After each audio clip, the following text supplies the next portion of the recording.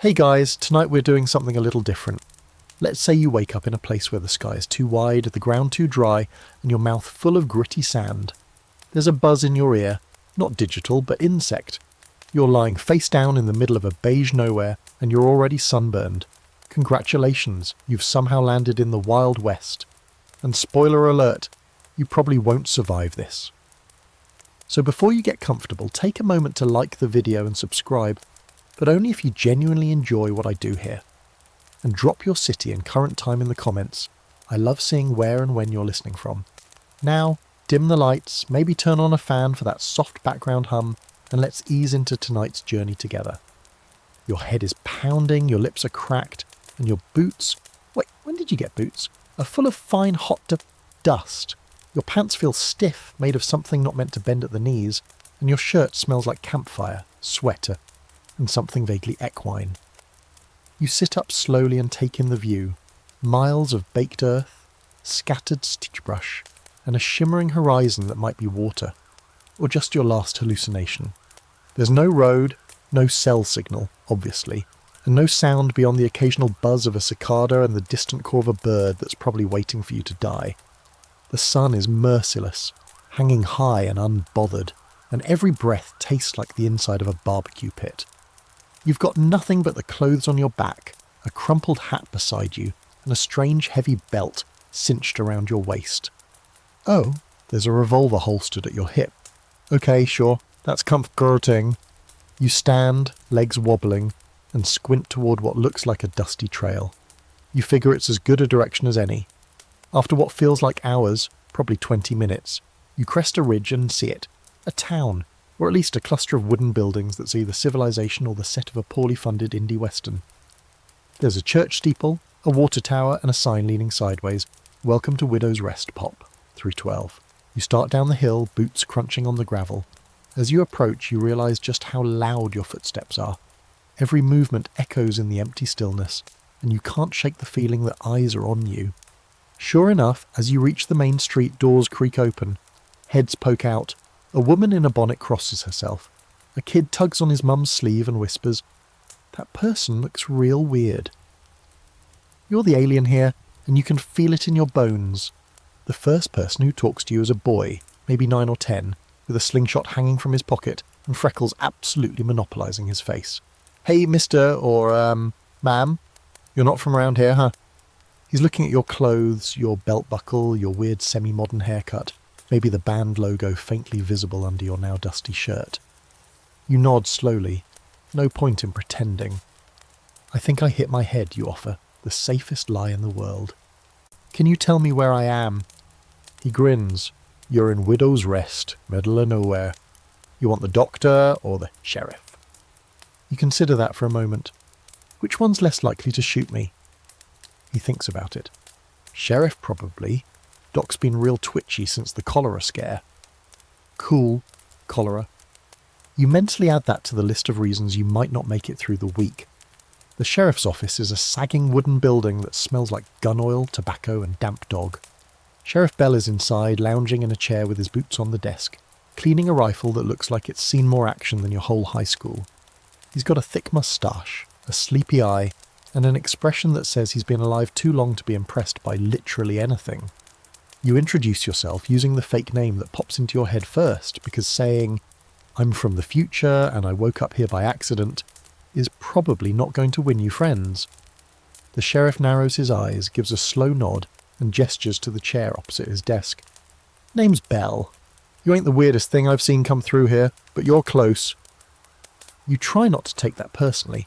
He listens as you give him the vague, amnesia-adjacent version of your story. No money, no horse, no idea how you got here.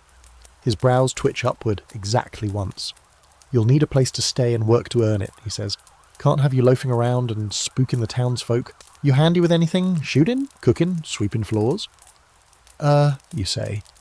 "I have experience with spreadsheets." He stares at you. You clear your throat. "I mean, I can read, write, handle customers."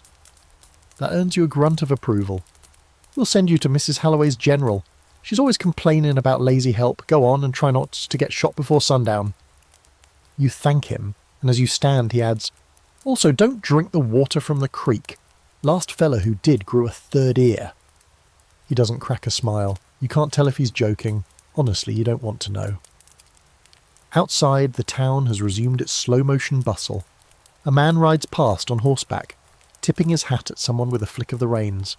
A woman is hanging laundry, humming something plaintive and tuneless. The sun's dropped a bit, casting golden rays between the buildings and kicking up little bursts of wind that roll down the street like ghosts. You walk slowly, absorbing the textures.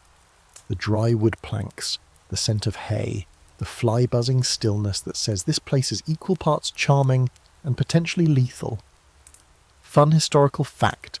Towns like Widow's Rest, off the main railroad line and 100 miles from any coast, were often built almost overnight by the settlers and developers, hoping to strike it rich on a nearby mine, water source, or cattle trail. Most of them didn't last more than a few years. You're basically in a living antique mall that just happens to be full of real danger. Fringe fact? There were cases of people just appearing in old western towns with no memory and no records. Scholars often chalked it up to trauma, runaway fugitives, or that old reliable syphilis. But who's to say you're not part of one of those unexplainable stories now? And the open debate? There's still no full scholarly consensus on how accurate the Wild West really was in terms of lawlessness. Some historians argue that it was much more organised and regulated than pop culture lets on, especially in terms of gun control and crime rates. But tonight, as the first night of your new life settles in around you, you feel like law and chaos are about 50-50, and you're dead centre. You walk through the double doors of Halloway's general store with a polite nod that you hope doesn't come off too modern. The place smells like dry beans, soap and old wood, kind of like a combination of a pantry, a lumberyard and a mild fire hazard. A bell over the door tinkles as you enter, and immediately you hear someone grumble from the back. I swear to St. Elmo's ghost, if that's Jasper again looking for free nails, I'm going to feed him a fist sandwich. You take a careful step forward, boots creaking against the floor.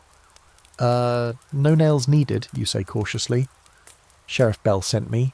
Said you might need some help. There's a pause, then the sound of a heavy box being set down. From behind a curtain strung across the storage area steps a woman with arms like fence posts and an expression that could sour milk. Mrs. Halloway doesn't look like she takes nonsense from anyone, including the laws of gravity or God himself. She's got a bandana tied around her head, rolled sleeves and an apron stained with flour, ink, and something that might be blood. You, she says, raising an eyebrow. You don't look like much. Can you read? Yes. Right. Yes. Lift a barrel. You pause. Define lift. She smirks, barely. Good, you've got manners, sarcasm, and I'm too tired to argue. You're hired. Sweep the floors, mind the till, don't steal, don't eat the pickled eggs, and if anyone draws a gun inside, just duck and let fate sort it out. Your first job in the Wild West is, apparently, entry-level retail. Figures. You pick up a broom and get to worries, trying not to breathe in too much of the dust you're just redistributing across century-old planks. The customers come and go. Men in worn hats, women with tired eyes, children who keep poking the jars of rock candy. One guy tries to pay with a chicken. Another spends 5 minutes sniffing every type of soap before choosing none. You quickly learn that bartering is an art, not a science, and prices aren't so much fixed as fluid depending on who's asking. Mrs. Halloway watches you like a hawk, but doesn't say much after the first hour. She seems impressed you haven't passed out from the heat or tripped over a sack of flour. You get the sense that earning her approval is kind of like getting a cactus to hug you back. Not impossible, but likely painful. Mid-afternoon, a cowboy stumbles in with a nosebleed and a grin that says he probably deserved it. Got in a spat, he explains, dabbing his face with a dirty kerchief. Old man Travers said I watered down my whiskey. I said he watered down his bloodline. And well... Mrs. Halloway hands him a rag and slaps a bottle of rubbing alcohol on the counter. Use this, and get out before you drip on the flour sacks. He salutes her with the bottle and winks at you on the way out. You're not sure whether to feel flattered or deeply concerned. By sundown, your legs are sore, your back is tight, and your shirt is soaked in sweat. You're sitting behind the counter counting coins, actual coins, heavy and cold and scattered with strange symbols, when Mrs. Halloway drops a tin plate in front of you. "Dinner," she says, then walks away. You look down. It's beans, just beans, possibly the same beans from the giant burlap sack you unloaded earlier. Still, they're warm and weirdly comforting, and you eat every bite with the enthusiasm of someone who narrowly avoided dying of sunstroke this morning. Outside, the sky shifts from orange to plum, then dark indigo. Lamps flicker on inside the shop, casting everything in soft yellow. You sit by the window for a while, watching the occasional person stroll by. One guy rides past on a donkey playing a harmonica. A woman leads 2 goats down the street like it's the most normal thing in the world. You're starting to get the sense that everyone here is just barely keeping it together, and somehow you're fitting in. Now here's a historical truth. Frontier general stores weren't just shops, they were lifelines.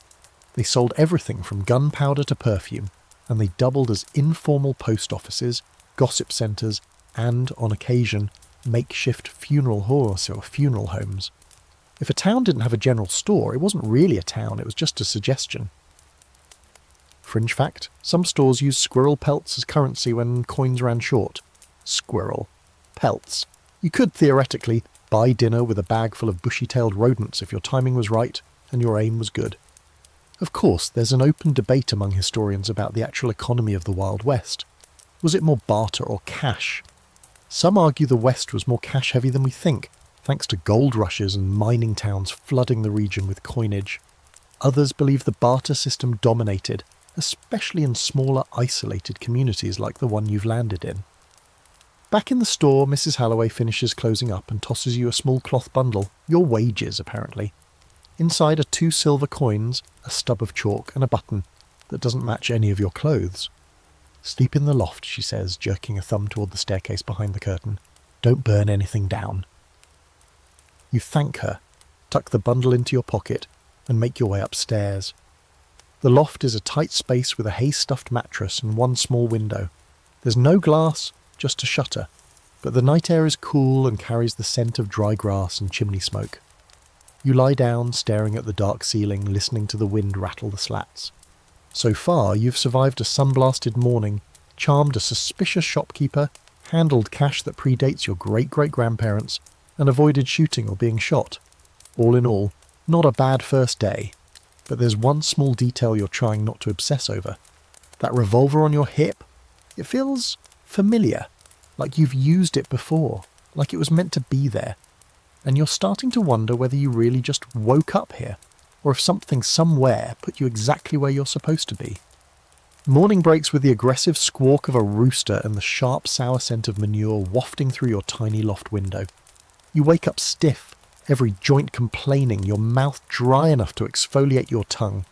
Outside, boots crunch over dirt and voices echo down the street.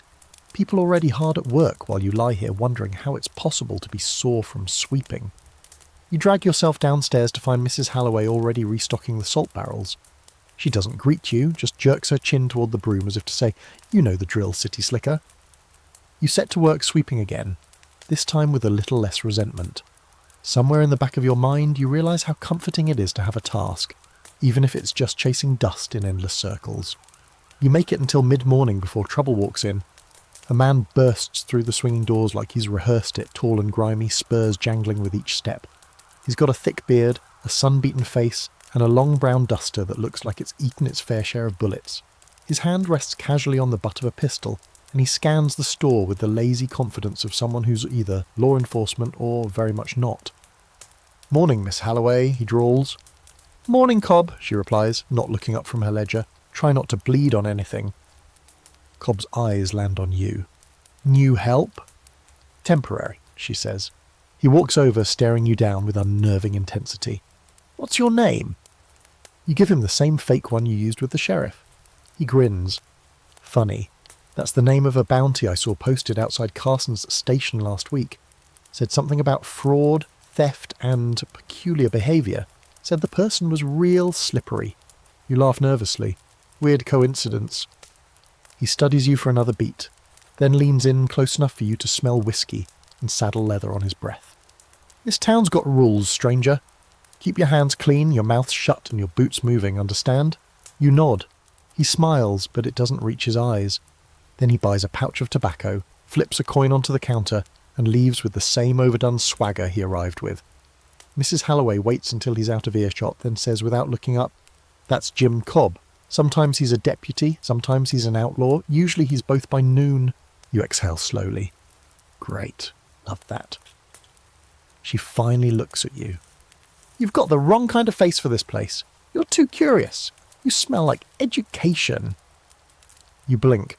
That's a thing people can smell? Out here, it's a survival skill. After lunch, she sends you on an errand to deliver a parcel across town. A box of spools and a half-pound of licorice, she tells you. "Don't eat any of it, or I'll gut you and sell the soap." Classic frontier charm. The streets are livelier now. A man is sweeping in front of the barber's, a dog barks from a porch, and a group of kids runs by yelling something about rattler wrangling, which you sincerely hope is a game and not a literal activity. As you pass the saloon, music trickles out. Banjo, piano, and a woman's laughter wrapped in cigar smoke and the clink of glasses. The building you're looking for is wedged between the dressmaker's shop and a livery stable, its sign half-hanging. Emma Finch, sewing supplies and sundries. You knock, step inside, and immediately get a face full of muslin and mothballs. A small woman in her 60s appears from behind a wall of fabric, her hair tightly coiled into a bun that could deflect arrows. She eyes the package, nods, and takes it with a curt thank you. Then she does something unexpected. She leans in, grips your wrist, and whispers, "Don't trust anyone who offers you lemonade, not in this town." You nod like that makes sense, and back out slowly, your arm still tingling where she touched you. Back on the street, you decide to detour past the saloon, not to drink, you're not brave enough for frontier alcohol just yet, but to peek inside. The building is dim, all red velvet and scuffed floors, lit by dusty sunlight spilling through warped glass. A bartender is wiping mugs with a rag that looks like it could legally be declared a biohazard. A piano player tickles out a tune in the corner, and a woman in a yellow dress with a slit that defies physics lounges near the stairs, eyeing you like a hawk spotting a mouse with anxiety issues. You turn to leave and crash directly into a card table. "Watch it!" barks a man with a cigar clamped in his teeth. He's got a hand of cards, a pile of coins, and an expression that says he's one ace away from murder. "Sorry," you mumble, stepping back. The other players, two grizzled cowboys and a man with an eye patch, stare at you. One of them lifts a bushy eyebrow. "You play?" You shake your head. "I'm not good." "Perfect," says the man with the cigar. "We love easy money." Against your better judgment, and possibly because you're still dizzy from the weird warning about lemonade, you sit down. The cards are slick with years of use. The rules, mostly poker, partly chaos. You win the first hand by accident. You lose the next three by spectacular margins. Then one hand later you get dealt two aces. Your heart starts pounding. You raise the bet. The man with the cigar matches it, grinning. Then slowly he lays down his hand, 3 queens and 2 jacks. You've been played. He rakes in the pot, laughs and nods. Welcome to Widow's Rest. You leave the saloon $5 poorer and considerably humbler. Back at the general store, Mrs. Halloway doesn't say anything about your detour. She just tosses you a bundle of cloth. "You need proper clothes," she says. "You look like a dentist on holiday." You thank her, go upstairs and change into the stiff cotton shirt and rugged trousers. They're itchy, but they fit. And you look a little less like an interdimensional tourist. You stash your modern underwear under the mattress for now. No sense in confusing the locals with elastic technology. Here's a historical note for you. Card games were everywhere in the Wild West, especially Faro, which has almost completely disappeared today. Poker was around, but Faro dominated saloons for years. It was simple, fast and easy to cheat at, exactly what gamblers loved. Fringe fact: some saloons hired women to deal cards, not just for the spectacle, but because they were statistically better at detecting cheating and had better memories for faces. Female dealers were the secret weapon of many a frontier saloon. The scholarly debate: historians still argue whether saloons were more centres of crime or community. Were they dangerous dens of vice, or just the town's social hub where deals were made, marriages arranged, and the piano never stopped playing? The truth, as always, is probably somewhere in between. You lie down that night, shirt sticking to your back, revolver resting on the crate you've started using as a nightstand.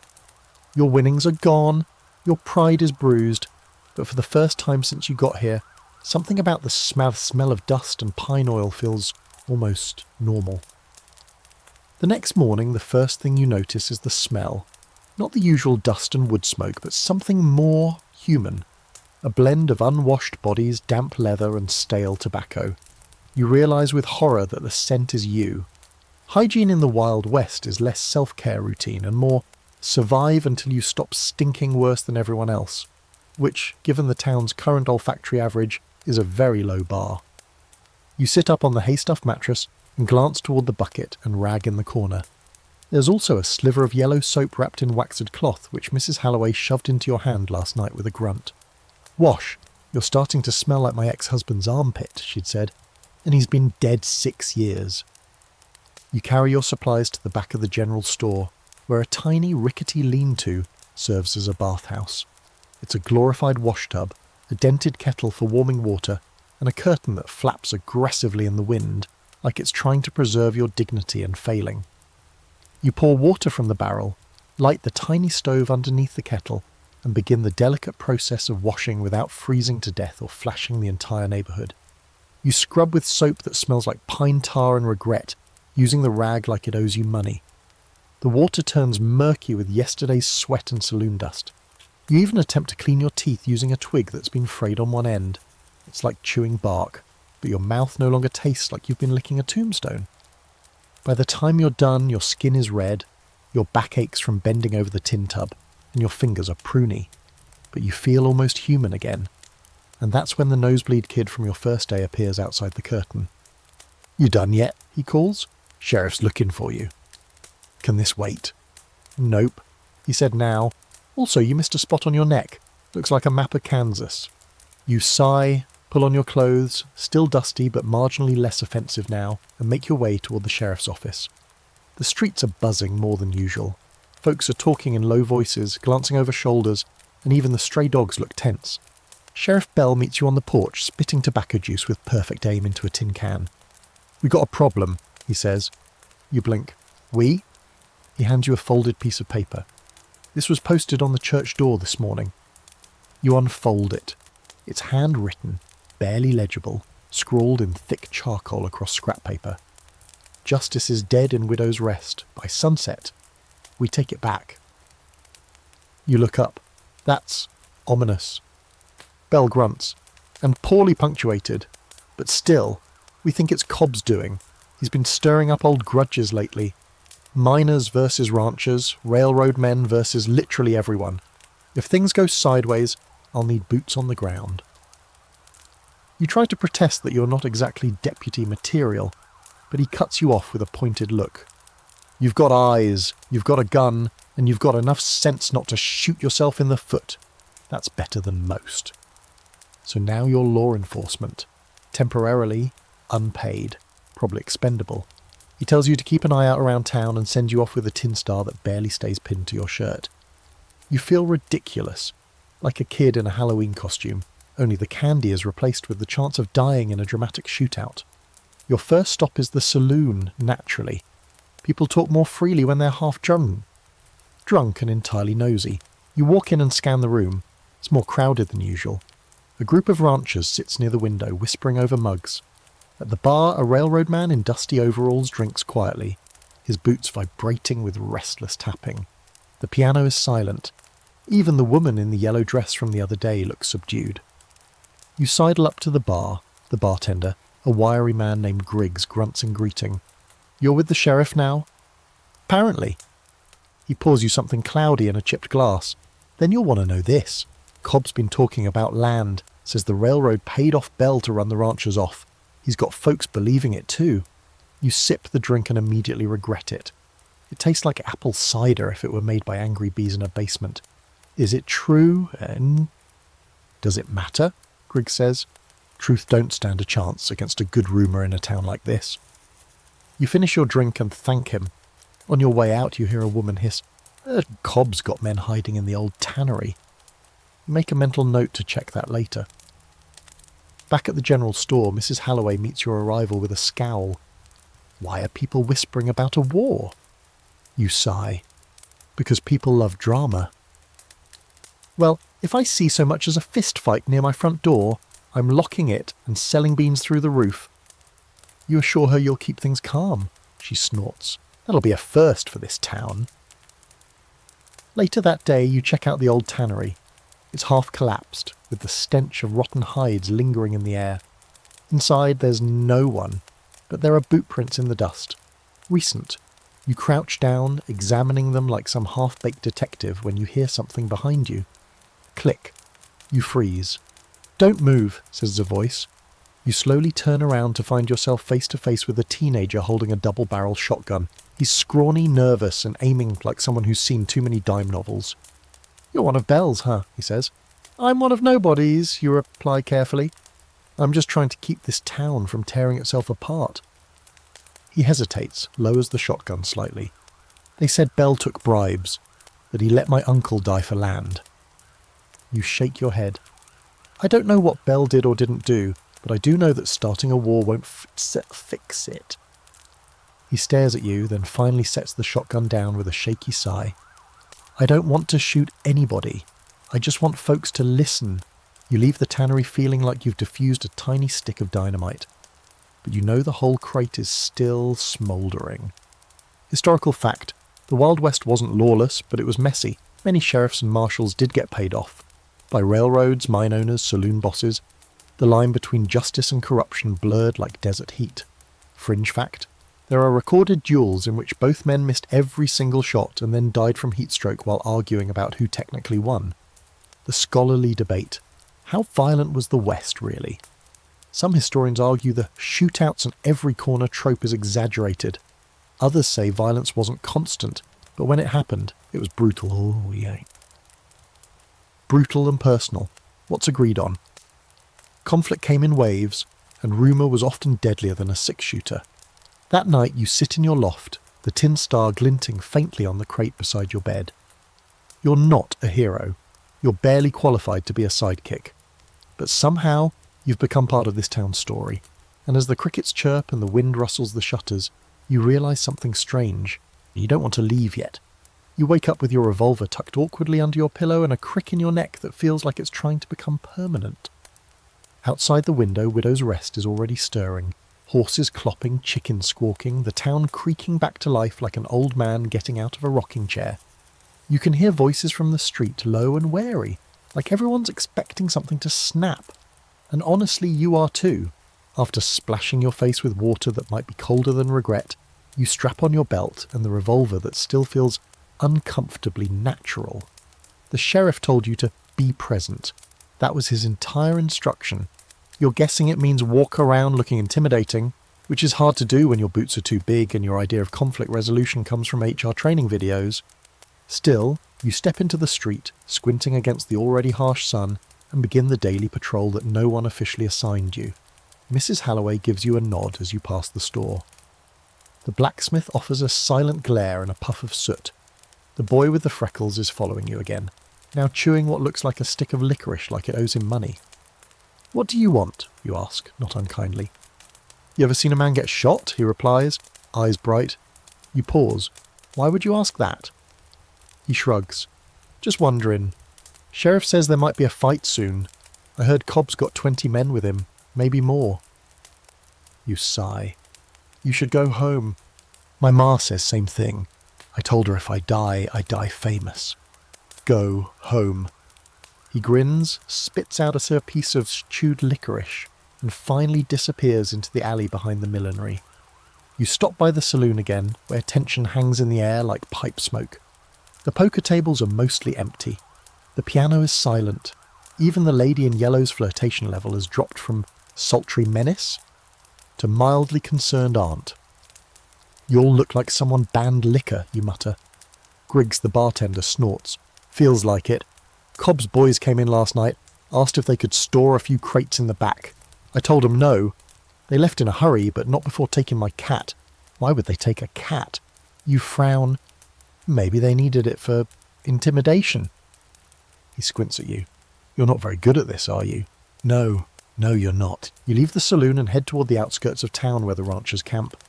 You've heard rumours that some of them are planning to defend their land with rifles and dynamite if need be. As you approach, the smell of burnt coffee and sweaty leather hits you like a wall. A few men lounge near a fire, boots off, guns close. One of them, A thick-set man with a long scar down his jaw gives you a slow nod. "You with Belle?" he asks. "Sort of," you say. "Mostly, I'm trying to keep things from going full Shakespeare." He laughs once. "You talk weird. You're not from around here." You sit beside the fire. "Neither are most of you, I'm guessing." He nods. "Came from Kansas. Homesteader before the drought. Figured I'd try my luck out west. Turns out luck hates me." You sip from the tin cup of whatever's brewing on the fire and immediately regret it. Coffee in the Wild West tastes like it was filtered through an old sock filled with ashes. "We don't want to fight," he says, "but Cobb, he's been telling folks we're backed by the railroad, that we're stealing land, trying to drive everyone else out. Ain't true, but when someone says it loud enough, long enough, you nod. The problem with the Wild West isn't that it's lawless. It's that truth doesn't come with a badge. You leave the camp with a belly full of bad coffee and a mind spinning with worse possibilities. The sun's moving westward now, casting long shadows across Widow's Rest. The town feels like it's holding its breath. Like everything is just waiting for someone to light the match. And then you see him, Jim Cobb, standing in front of the church, talking to a group of men like a preacher before a storm. He's dressed cleaner than usual, his duster almost new, his boots polished. His gun belt is heavy with ammunition, and he's holding your gaze like he's already decided how this ends. You cross the street, aware of every eye watching. "Cobb," you say, stopping a few feet away, and he smiles. "Deputy, or are you just playing dress-up today?" "We can still avoid this," he laughs. "Can we? Seems to me you've got maybe half a dozen people who'll stand with you, and I've got 50 who are tired of being lied to. We ain't attacking, we're reclaiming." You take a breath. You're going to get people killed. He steps closer. People die every day in this town. They die poor, forgotten, broken. Maybe today they die fighting for something. You want to say something clever, something that'll pierce the drama balloon he's inflating, but nothing comes. He tips his hat and walks away, disappearing into the crowd. Later you find Sheriff Bell in his office, loading a rifle with mechanical calm. "I heard," he says without looking at you. "How many's he got?" "Too many," you say. "More than us." Bell sighs. "Then we don't meet them with bullets, we meet them with strategy." "Got any?" He shrugs. "One or two." And that's how you find yourself an hour later moving barrels, setting up rope traps across the alleys, and handing a shotgun to a retired schoolteacher who claims she once fought off a bear with a rake. Historical fact. Towns like Widow's Rest often had their own mini-civil wars, ranchers versus farmers, miners versus lawmen, vigilantes versus corrupt officials. These weren't dramatic battles with orchestras and flags. They were grim, dusty, and often settled in silence and guilt. Fringe fact. There's a documented case where a town hired a bear as their unofficial night guard. They chained it near the jail, gave it a name, Judge Barlow, and fed it beer. It kept the peace better than most marshals. As for the scholarly debate, historians still argue whether the concept of justice in frontier towns was real or just a performance. Did sheriffs keep order or just give people the illusion of control? Was peace maintained by law or fear? That night, Widow's Rest doesn't sleep. Lamps glow in every window, guns are checked and rechecked, and you, curled up in your scratchy loft, can't help but feel like the curtain's about to rise on something ugly. You roll over, staring at the revolver on your crate. You've got 6 shots and no backup. Tomorrow you might be a footnote in a forgotten legend. But for now, you sleep, because there's nothing else left to do. You wake to shouting. Not the usual early morning heckling between neighbours or someone yelling about a missing goat, but urgent, sharp yelling. The kind that snatches sleep away mid-dream and leaves your body halfway to the door before your brain has caught up. You shove your boots on without socks, belt your revolver to your hip, and barrel down the stairs of the general store so fast you nearly trip over Mrs. Halloway's cat. She's not even mad, just mutters, "About time," as she tightens her apron and walks toward the window with a shotgun in hand like she's baking and preparing for war. Outside, the street is lined with bodies, alive ones for now, standing shoulder to shoulder like they're ready to either break into a hoedown or a bloodbath. People with rifles, pitchforks, frying pans, and one guy who showed up with a fencing foil, bless his heart.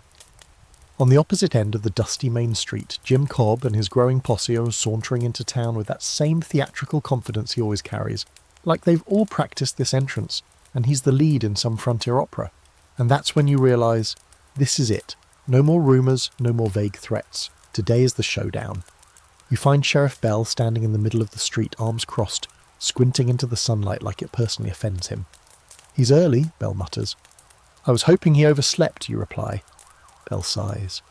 He's the kind of man who gets up early just to argue with the sun. Cobb steps forward, his duster swaying, hat tilted like he's hoping to land on a postage stamp someday. He raises both hands, palms open like some unholy priest.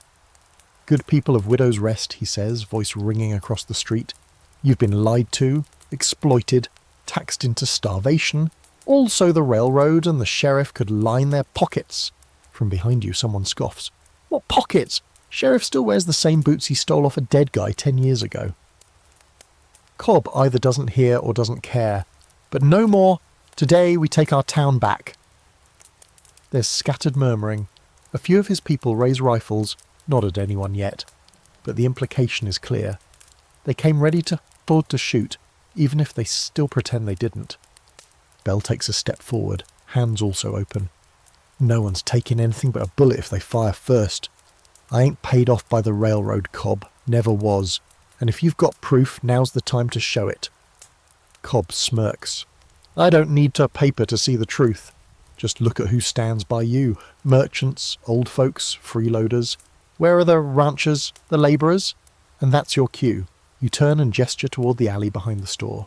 From it slowly come a group of men and women, ranchers, railroad workers, even a few miners, faces grim but guns holstered. The silent majority showing up at the last second like they are auditioning for the town's salvation. They walk into the street and form a line behind Bell. The air tightens like a drumhead. Cobb's face twitches. He was hoping to break the town with words alone. Now he sees that won't be enough. "What happens next?" you whisper to Bell. He glances at you. Depends how dumb he is. Apparently very. Cobb draws. Fast, practiced, almost elegant. Bell draws too, slower but steady, and suddenly time stops. You watch Cobb's finger tighten, the flash of metal in the sun, the way his coat flutters like wings. Then the crack of a revolver splits the air. Not one shot, two. Everyone flinches. Cobb stumbles, not from Bell's shot. From yours. You don't remember deciding to fire. You just reacted, instincts screaming louder than thoughts, your arms still raised, gun barrel smoking. Cobb's on one knee, clutching his thigh, fury in his eyes, like you just rewrote the final chapter of his favourite story. He doesn't get up. The people behind him waver, unsure. Then a rifle clatters to the ground, then another. And just like that, the charge fizzles out. Cobb is dragged away by two of his men, cursing and bleeding, defeated not by force but by embarrassment. You lower your gun slowly, your hand shaking. Sheriff Bell looks at you like he's seeing you for the first time. "Didn't know you had that in you," he mutters. "Neither did I," you say. "Also, I think I might throw up." The rest of the day passes in a haze. The town starts breathing again, like someone finally opened the windows on a house full of secrets. Bell takes Cobb's star off your chest, gently, almost respectfully, and tells you you're free to go back to your normal life, whatever that is. Mrs. Halloway gives you a silent nod and a plate of beans that might actually be warm this time. Even the boy with the freckles seems impressed. "I thought you'd shoot yourself in the foot," he says. "Me too," you reply. But here's the strange thing, after all that, you don't feel like a hero. You just feel tired. The kind of tired that seeps into your ribs and stays there, like this place wrung you out and put you back wrong. Here's your historical nugget of the night. Duels didn't always end in death. More often they ended with injury, humiliation, or a standoff that got interrupted by a cow walking between the fighters. But when shots were fired, it was rarely about accuracy. It was about intention. Drawing first meant more than hitting. Fringe fact. There's a documented case where a duel in Tombstone ended with both men missing every shot, agreeing it was too hot to continue, and going for drinks together instead. They became business partners. The scholarly debate here is murky. Were Western duels really about honour? Or were they just performative masculinity in its loudest, most dangerous form? Some say they kept social order. Others say they were just another way for men with poor impulse control to make headlines. You lie down that night with the revolver still beside you, and you wonder, what now? You've made enemies. You've gained some reluctant respect. You're not dead. but you're also not going home, because deep down a part of you is starting to realise you don't want to. The town is quiet the next morning, but it's not peace, it's exhaustion. Widow's Rest feels like it's been collectively holding its breath for days, and finally let it out in one long, wheezing exhale. Cobb's followers scattered sometime after sunset, leaving behind boot prints, cigarette butts, and a shattered window at the undertaker's shop. Sheriff Bell's limping slightly. Mrs. Halloway has a new dent in her door from where a bullet, fired in panic, not malice, ricocheted off the saloon sign and nearly took out her bean barrel. And you feel like you aged a decade overnight. When you finally drag yourself down the stairs, Mrs. Halloway slaps a mug of thick coffee into your hand with a muttered, "Still got 2 ears and all your teeth. Guess you didn't screw up too bad." That's about as close to a compliment as you'll get from her, and honestly it feels like a standing ovation. You spend most of the morning helping sweep up broken glass and hammer new boards across a few busted windows. Everyone's quieter than usual. Even the gossiping hens outside the sewing shop are subdued. There's no dramatic celebration, no parade, no rousing speech from the sheriff, just repairs. Life rolls on, that is, until the sheriff vanishes. It happens just before noon. Bell's usually a fixture on the main street, either lounging on the bench outside his office or arguing with the man who claims he invented beef jerky. But today, nothing. His office door is locked. The jail is empty. No one saw him leave, and his horse is still tied up behind the stables. You're not the only one who notices. By mid-afternoon, rumours are already rolling through town like tumbleweeds with teeth. Some say Cobb came back and kidnapped him. Others claim Bell took the payoff he swore he never got and rode out in the dead of night. One woman insists she saw him board a ghost train that only appears at sunrise and sunset, which you desperately hope is a metaphor and not another local legend you'll have to wrestle with. Mrs. Halloway corners you behind the store.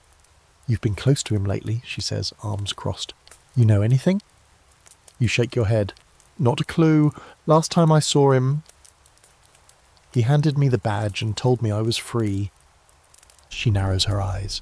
People don't just vanish, not without leaving something behind. You end up volunteering, again to investigate.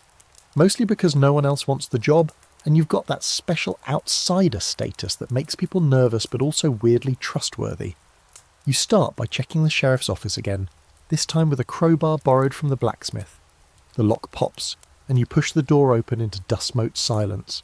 The place looks normal, too normal. Chair slightly off-centre, half a coffee cup on the desk, yesterday's newspaper folded neatly under a six-shooter. You take a slow lap around the room, pausing at his desk. There's a map of the county pinned to the wall, dotted with pins and charcoal markings. You notice a note scrawled in the margin. Old mine, abandoned, check before next full moon. Cryptic. Conveniently creepy. You pocket the note and head back out into the street, your mind racing. If Bell really did disappear voluntarily, why leave that clue? And if he didn't, well, why would anyone want to drag an aging lawman into an old mine? Your next stop is the local livery, where the horses look just as judgmental as the people. The stable boy, a kid named Eli with straw-coloured hair and no filter, leans on his pitchfork and nods when you ask about Bell. "Saw him talking to someone last night?" "Yeah, I remember," Eli says. "Wasn't Cobb. Someone I didn't recognise. Tall, wore gloves, didn't talk much. Sheriff didn't look happy." "Did he ride off?" Eli shakes his head. "Nope. That's the weird part. Just walked off toward the hills, like he was going to meet someone or something." Your stomach tightens, because if there's one thing you've learned, it's that the desert around Widow's Rest isn't just empty. It's full of things people don't talk about in daylight. Still, curiosity or idiocy wins, and before long you're riding out of town on a borrowed horse named Biscuit. Biscuit does not like you. He shows this by attempting to walk sideways for no reason and stopping every 20 feet to eat something he definitely shouldn't. It's a long ride. By sunset, you're near the base of the low hills that flank Widow's Rest. The land here is brittle, dry as a dead man's humour, and littered with bones. Animal, you hope. The note said Old Mine. You find the entrance not far from a dry creek bed, a yawning hole in the rock framed by crumbling timbers and a broken sign that reads, "No entry without permission," in faded red paint. Classic. You dismount, tie Biscuit to a post that may or may not stay upright, and step inside. It's pitch dark within a few steps, so you light a match and use it to find an old lantern still hanging on a nail. The flame flickers to life, casting a golden glow over rotting support beams and ancient tracks half swallowed by dirt. You move slowly, the air thick with dust and that subtle, unplaceable feeling of being watched. Then you hear it. Low murmurs. Not words exactly, more like the cadence of a conversation just out of reach. You edge forward, one hand on your revolver, the other gripping the lantern. The path narrows, then widens into a cavernous chamber, where you finally see him. Sheriff Bell sitting on a rock bound at the wrists and glaring at a man in a long coat and gloves. The man turns slowly, revealing a face that's somehow too smooth, almost mannequin-like. He doesn't draw a weapon, he just smiles. "You weren't supposed to come here," he says. You raise your revolver, and you weren't supposed to kidnap the sheriff. "I didn't. He followed me, he wanted to know." "Know what?" The man's smile widens. "Why this town keeps drawing in people who don't belong, like you, like him, like the others." Bell looks at you, grim-faced. "Don't listen to him. He's not from around here. Not anywhere." The man chuckles. "And yet here I am." You don't shoot. Not yet. You're too busy trying to process the fact that something about this man feels wrong. Like gravity bends differently around him. Like he's not real. Or maybe too real. Historical fact. Abandoned mines were sometimes used for more than hiding treasure. They were hideouts, meeting places, even makeshift prisons for vigilantes who didn't want blood on the street. The perfect place for secrets. Fringe fact, there are legends of mine ghosts, not spirits, but entities that lure people into the earth and keep them there. Dozens of miners went missing in the 1800s with no cave-ins, no signs of struggle. Some blamed gas, others blamed the earth taking back its own. And the scholarly debate. The vanishing lawman trope is common in frontier lore. Were these men running from failure or chasing something only they understood? Some believe they were victims of politics. Others say they simply saw too much and walked into the desert to find silence. You take a step closer, revolver steady. Let the sheriff go. Now. The man only tilts his head, amused. Then very slowly he backs away into the shadows and disappears, like a puff of dust in the lantern light. You cut Bell's ropes and he groans, rubbing his wrists. "What the hell was that?" you ask. He shakes his head. "Something old, something this town's seen before." You help him to his feet, both of you limping toward the mine entrance, half waiting for that thing to return to whisper more riddles or worse. But the air stays still. Outside, Biscuit is still chewing something unidentifiable. At least one of you isn't disturbed.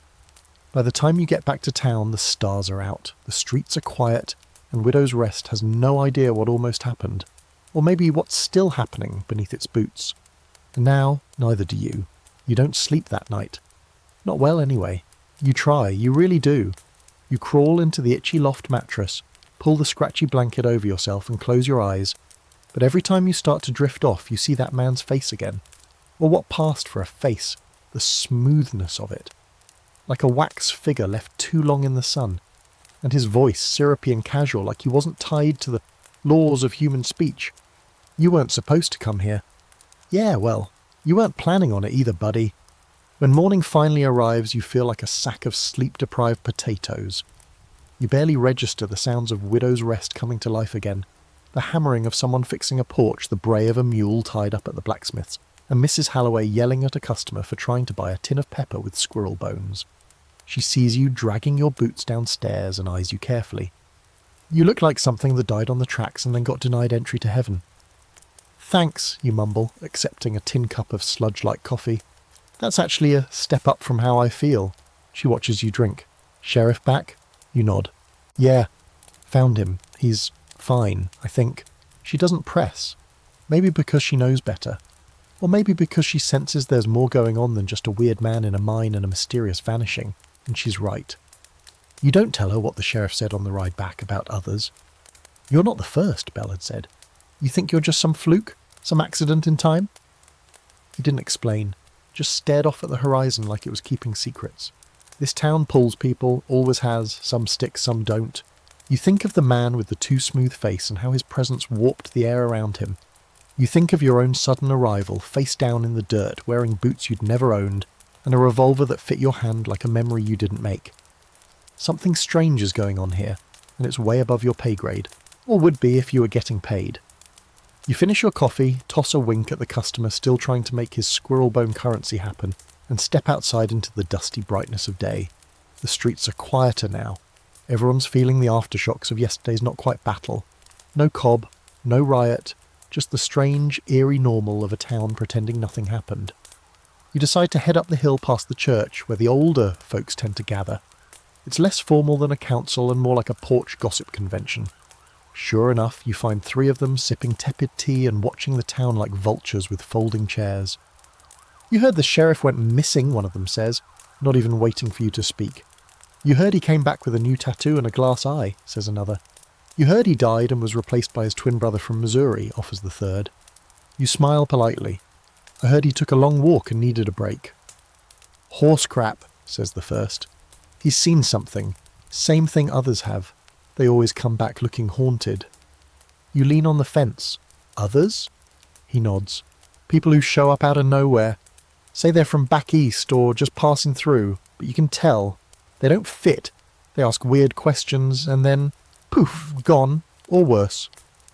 You get a chill despite the heat. "They're called," says the third old man, tapping his temple. "Pulled here like magnets. This town ain't normal. Never was." They won't say more, or maybe they don't know more. But it's enough to make your already paranoid brain start building theories like a mad scientist with a corkboard and too much string. You make your way down to the small graveyard behind the church. It's a quiet place, all crooked stones and wildflowers growing defiantly between the plots. You kneel to inspect a gravestone that looks newer than the rest. No name, just a crude carving. He didn't belong. Cool, super comforting. Then something catches your eye. A scrap of paper tucked under a rock at the foot of the grave. You unfold it carefully. The handwriting is sharp and tight, like it's trying not to be noticed. You've seen it now, the hollow man, don't let him in. You look around quickly, but there's no one in sight. The graveyard is empty, still you can't shake the feeling you're being watched. Again. You pocket the note and return to town, trying to look like a normal person on a normal walk instead of someone unravelling the fabric of reality one cryptic message at a time. Back at the general store, Mrs. Halloway meets your return with a raised eyebrow. "You look spooked." You toss her the note. She reads it, snorts. "Who's the hollow man? Sounds like a terrible whiskey, or a worse preacher." "Not sure," you say, "but I think I met him." She studies you for a beat, then folds the note and slips it into the pocket of her apron. "Well, don't let him in then. Helpful." You spend the rest of the afternoon restocking tins and pretending you're not being slowly stalked by a supernatural entity that possibly eats time travellers. You avoid the saloon, too noisy. You avoid the church, too quiet. You think about leaving, but where would you even go? You don't belong anywhere anymore, except maybe here, in the town that shouldn't exist, playing a role you didn't audition for. Historical fact? The idea of ghost towns having dark secrets isn't just fiction. Some 9th century settlements were built near sacred native lands, mines that uncovered things best left buried, or even sites of ancient tragedy. Locals believed these places carried bad earth, cursed, poisoned, or otherwise wrong. Fringe fact? There are tales of entire towns vanishing, not just abandoned, but physically disappearing. The most famous of these is a mining town in Nevada, rumoured to have slipped through a wrinkle in time. The only thing ever found there again? A pair of boots with no feet inside. As for the scholarly debate, there's a long-standing discussion among historians and folklorists about the intersection of myth and memory in the Old West. Were strange stories simply ways to process harsh realities? Or were they the coded language of people who experienced things they couldn't explain? The sun sets blood red that night. The shadows stretch longer than they should, creeping over the roofs and alleys of Widow's Rest like fingers. You lie awake in your loft, listening to the creak of the building, the moan of the wind, and a single, barely audible tap, tap, tap somewhere below. You grip your revolver. You don't sleep. You don't open the door. Not tonight. By dawn, you've finally drifted into something that might qualify as sleep, though it's more like a light sedation than actual rest. Your dreams are odd, floating down endless railroad tracks, always following a train you can hear but never see. Behind you, A man-shaped shadow keeps pace silently, his face smooth and unfinished, like the waxy prototype of a nightmare. You wake up with your heart racing and your revolver still clutched in your hand. It's Biscuit's braying that finally gets you out of bed. That stubborn horse has made himself quite at home in the town centre corral, and apparently has decided today is the day he voices his opinions. When you step out onto the general store porch, the town already feels off again. Not scared, not tense, just uneasy. Like it's holding its breath for something it can't name.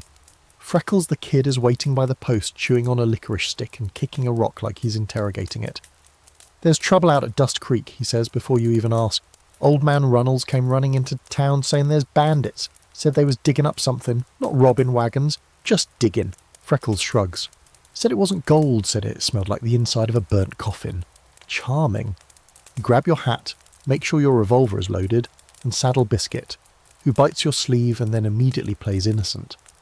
The ride out to Dust Creek takes a couple of hours, and the sun is already baking the dirt into cracked stone by the time you get there. You pass through a low canyon, its walls lined with scraggly bushes and old hand-carved trail signs. The land around you starts to shift, less like desert, more like something scraped clean by time. You spot odd indentations in the rock, too, even to be natural, too ancient to make sense. Then, as you crest the last ridge, you see them.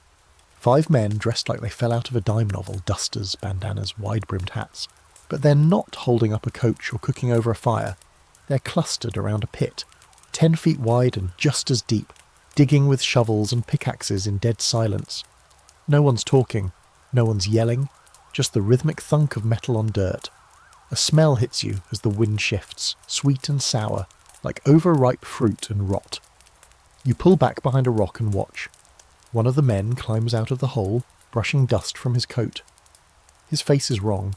Not Hollow Man wrong, just off. Like someone wore his own features too long and they've started to slide. His eyes are sunken, his skin papery and drawn tight, his mouth slightly open in a frozen half smile. You'd say he looked dead, but he's moving just fine, and then one of them finds something. There's a yell, sharp, not quite human. The others gather around as one of them hauls something out of the pit. You can't see what it is at first, just that it's long, wrapped in faded leather, and radiating a sickly shimmer, like heat haze, but colder. You step forward for a better look and accidentally kick a pebble. It bounces down the ridge. Every head turns, they see you see them, and then they start running, not at you, away, back toward the hills, carrying the strange object with them. You draw your revolver and fire a warning shot into the air, but they don't flinch. They disappear into the rocks like rats into a cellar. You slide down into the pit, heart pounding. The hole is deeper than it looked, walls slick with clay and packed stone. At the bottom you find what they didn't take, scraps of cloth, bones, old bones, and symbols etched into the dirt. Circles and lines that don't match any language you know, but definitely don't feel like good news. You pocket a piece of parchment that looks like it was half buried with the rest. It's stiff-stained and written in a handwriting that jerks across the page like the writer was shaking. It reads, "We buried it here to keep them from calling again. Do not remove it. The price was already too high." You don't know what it was, but clearly someone does, and now it's out in the world again. Fantastic. By the time you get back to town, your clothes are coated in red clay, and your head's buzzing like a kicked beehive. Sheriff Bell is waiting for you outside his office, arms crossed, a fresh cut on his cheek. "You heard, you ask?" He nods. "Runnels came in yelling. Folks are saying you found a ghost tomb." "Not far off," you mutter, handing him the parchment. He reads it, frowns, then folds it and tucks it into his coat. "This town," he says, almost to himself, "was never meant to last. We all pretend it's a stop on the road to something better, but I think we're the last station." You spend the rest of the day trying not to unravel mentally. At the general store, Mrs. Halloway lets you scrub off the dirt with a bar of lye soap that burns your skin but gets the smell of Dust Creek off. You help a customer pick out flour. You restock the shelves. You try to pretend you didn't watch the use were, dig up an ancient warning and run off like they were late for a séance. You can't shake the feeling that something's shifting beneath the town, like it's been waiting for years for someone to crack open the wrong place, and now you've done it. Historical fact. Bone pickers were a real thing. Scavengers who dug up old graveyards during droughts or panics, looking for artefacts, jewellery, or bones to sell to universities and collectors. Most of them didn't care whose graves they desecrated. Fringe fact, there are legends about cursed burial sites across the southwest, places where things weren't just buried but sealed. Not to honour the dead, but to trap them. Some sites were said to whistle in the wind, or change location when you weren't looking. And the scholarly debate, were tales of cursed mines and haunted pits just metaphors for the destruction of native lands and sacred places? Or was there a kernel of truth buried under all that dust? Academics argue whether the strange artefacts and symbols found in old mining journals were the results of fevered mines, or genuine encounters with something ancient. That night you sit on the porch outside the general store, watching the moon rise over the hills. You don't light a lamp, you just sit there in the dark, revolver across your lap, waiting to see if anyone or anything comes back with that thing they dug up. The town sleeps, you don't. And somewhere out past the ridge, something hums softly in the dirt. Morning arrives the way it always does in Widow's Rest, reluctantly with a sun that feels more like punishment than promise. You're still sitting on the porch now with stiff joints and a neck that sounds like dry twigs every time you move. You didn't sleep, not really. At some point you may have blinked longer than usual, but your hand never left your revolver. The town never stirred. And whatever was humming out past the ridge kept its distance, like it was content to let you stew in your own worry. Mrs. Halloway steps outside just after dawn, carrying a steaming tin mug and an expression that suggests she already regrets speaking to you. She hands you the mug and says, "You look like the ghost of laundry day." You nod, take a sip. It's not coffee so much as heated bitterness, but it does the trick. She leans against the railing beside you. People are asking questions. You raise an eyebrow. What kind of questions? The kind that start with, "Why does our part-time shopkeep keep getting mixed up in the town's nightmares?" and end with, "Is he cursed or just very unlucky?" You sigh. "I'd say a little of both." She glances sideways at you. "You going to tell me what you saw out there?" You tell her. About the men, if they were men. About the pit and the smell and the thing they pulled out. About the symbols and the warning scrawled in frantic script. You don't mention the faces. You're not sure you can describe them without unravelling a little more. When you finish, she's quiet. Then she mutters, "You need a bath." Is that a commentary on my spiritual energy or my smell? Both. You bathe. You change. You eat a plate of cornbread that's probably older than some buildings in town. And just when you're thinking you might have a quiet morning, Sheriff Diablo Bell shows up at the general store, looking like a man who's aged 5 years overnight. He pulls you aside. The object's been spotted. That gets your attention. Spotted where? 2 towns over, he says. Place called Hollow Creek. Prospector rode in this morning, talking about some travelling preacher with a relic. Says it glows in the dark and makes animals go quiet when it's near. He's calling it a holy beacon. Claims it speaks to him. You blink. Well, that's not great. Nope. You and Bell saddle up. Biscuit, to his credit, only tries to throw you once. Bell's horse, an old mare named Widowmaker, looks at you like she's seen this story before and already knows it ends badly. The ride to Hollow Creek is long and hot. You pass dry riverbeds, skeletal trees, and vultures who look deeply annoyed they haven't gotten to snack on you yet. Bell is quiet most of the way, but at one point he says, "You ever wonder why you're here?" You chuckle. "Every waking moment." "I mean not just the town, I mean here. Now, like this." You don't know how to answer, so you don't. Hollow Creek turns out to be even smaller than Widow's Rest, if you can believe it. Half the buildings are leaning like they have had enough of gravity. The main street is a slow parade of heat ripples and suspicious glances. You pull up outside the saloon, and within 5 minutes everyone in town knows your names and what colour your socks probably are. Bell talks to the local sheriff, an old man with one eye and a prosthetic hand who calls himself Sheriff once again, which he never explains. Meanwhile, you head toward the church where the so-called preacher is said to be holding court. The building is dim, lit by a few candles and the afternoon sun filtering through warped, stained glass. You step inside and see him immediately. Tall, clean-shaven, dressed in crisp black robes that don't match the dust of the road. And beside him, resting on a small table covered in red cloth, is the object. It's wrapped in leather, just like before, but partially uncoiled. It's not a weapon. Not really. It's a horn, or a piece of one.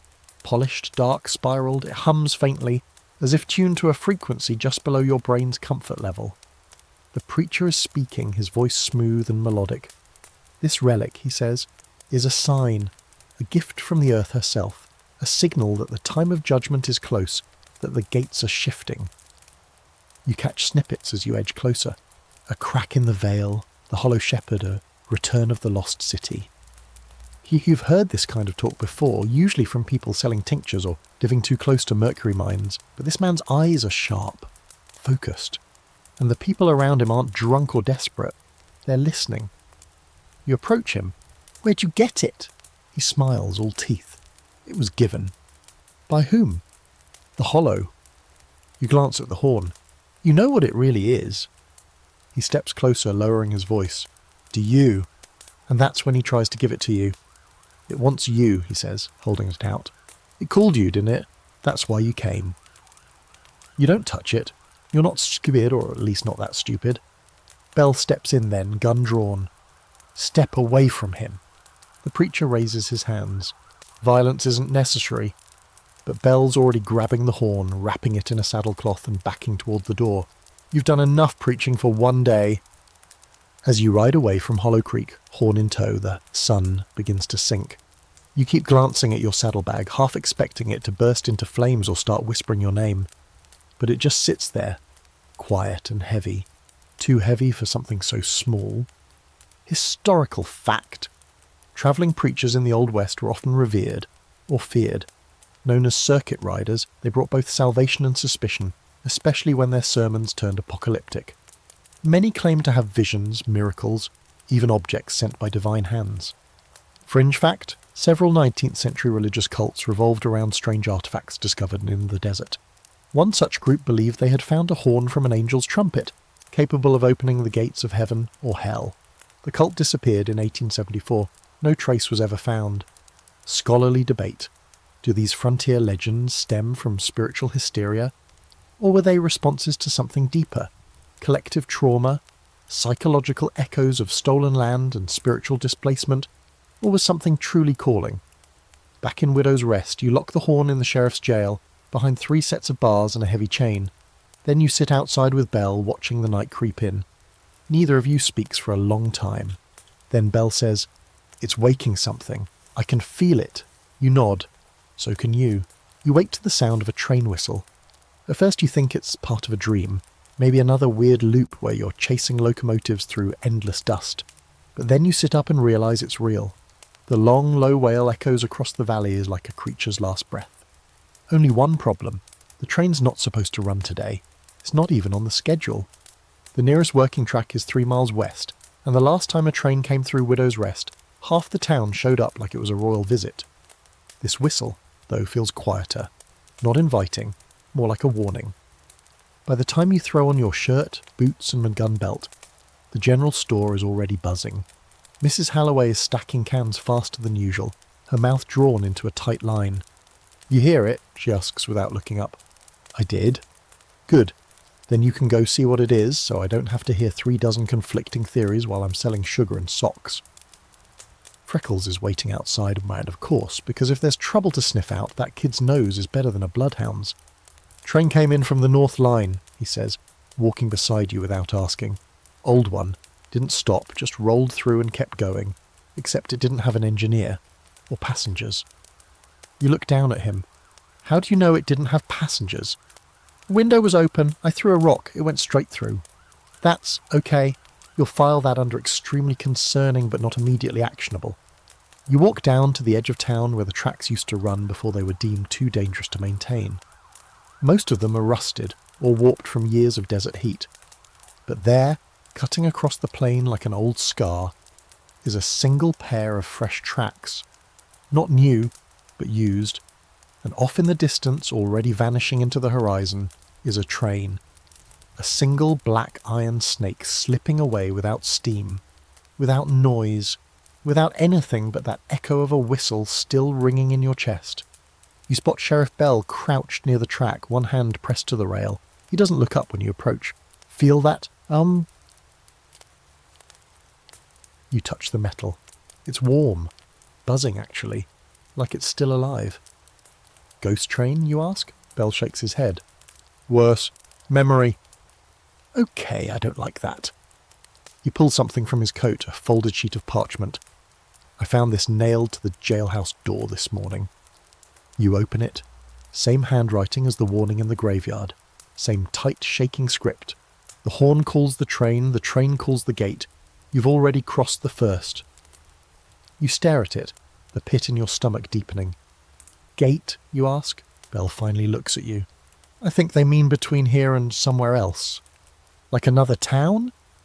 No, he says. Like another place. That word hits differently now. It's one thing to suspect weirdness. It's another to have it pointed at you with chilling clarity. You walk in silence back toward town, the whistle still echoing inside your skull. Behind you, the tracks sit empty again, baking quietly under the morning sun. Later that day, a stranger arrives. No one sees where he came from. No horse, no cart, just a man in a dark coat walking up the main road with dust trailing behind him like a shadow that can't decide where to settle. He's tall, clean, too clean for someone who supposedly walked through the desert. His boots don't even look scuffed. You step out of the store as he passes. Afternoon, you offer. He pauses, his head turns slowly toward you. His face is plain, average to the point of forgettable, but his eyes are too still, like they're painted on. I'm looking for a package, he says, something that was recently recovered from a burial site outside Dust Creek. You already know what he means. Your hand hovers near your holster. You with the preacher? He smiles faintly. Not with anyone. I just collect things. Well, you say, I think this collection's closed. His smile stays frozen in place. No, he replies, it's just beginning. You watch him continue up the road toward the sheriff's office. You follow. Belle is standing behind the desk, arms folded. The horn sits on a shelf behind him, still wrapped in cloth, though the edges of it have started to glow faintly, like embers under ash. The stranger walks in and doesn't hesitate. That item belongs to my employer. Belle doesn't blink. He'll need to file a claim then.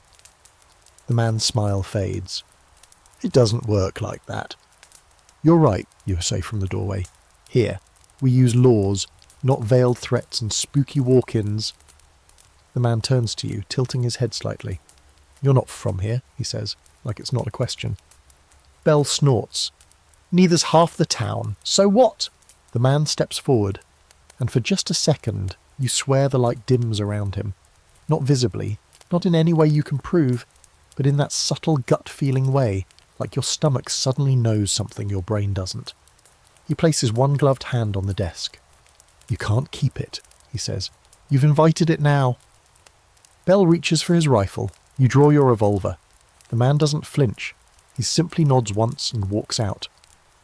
Outside, you expect him to keep walking down the road, but he doesn't. He turns, steps between two buildings, and vanishes. You run after him, round the corner, and there's nothing. No footprints, no trace, just the breeze and the sun and the sense that something is shifting. That night, you and Belle move the horn. Not far, just outside of town, buried under a rock pile near the church. You don't know what good it'll do, but you can't keep it locked up in plain sight anymore. And you sure as hell aren't handing it over to some polite ghoul in a pressed coat. Back in your loft, you stare at the ceiling, listening to every creak and whisper. You're tired of trying to make sense of things. The hollow man, the horn, the train, the gate, the man who disappears like a smoke ring in sunlight.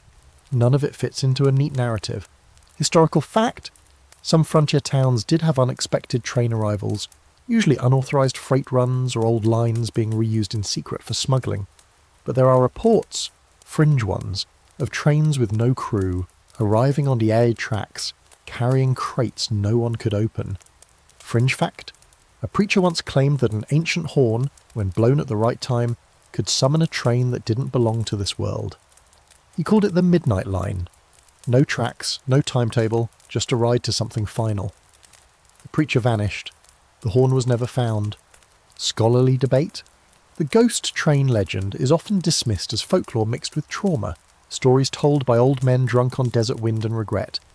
But some insist these legends began long before railroads ever existed. That trains were just the modern face of something older, something moving. You roll over and try to sleep. In your dream, the train is closer, and the horn is louder. You wake before sunrise this time, not because of nightmares or strange noises, but because of the silence. Thick, heavy, unnatural silence. Widow's Rest is never this quiet. Even in the dead of night there's always something. The creak of wind over warped wood, the occasional coyote wail, the snore of a drunk miner face down in the street.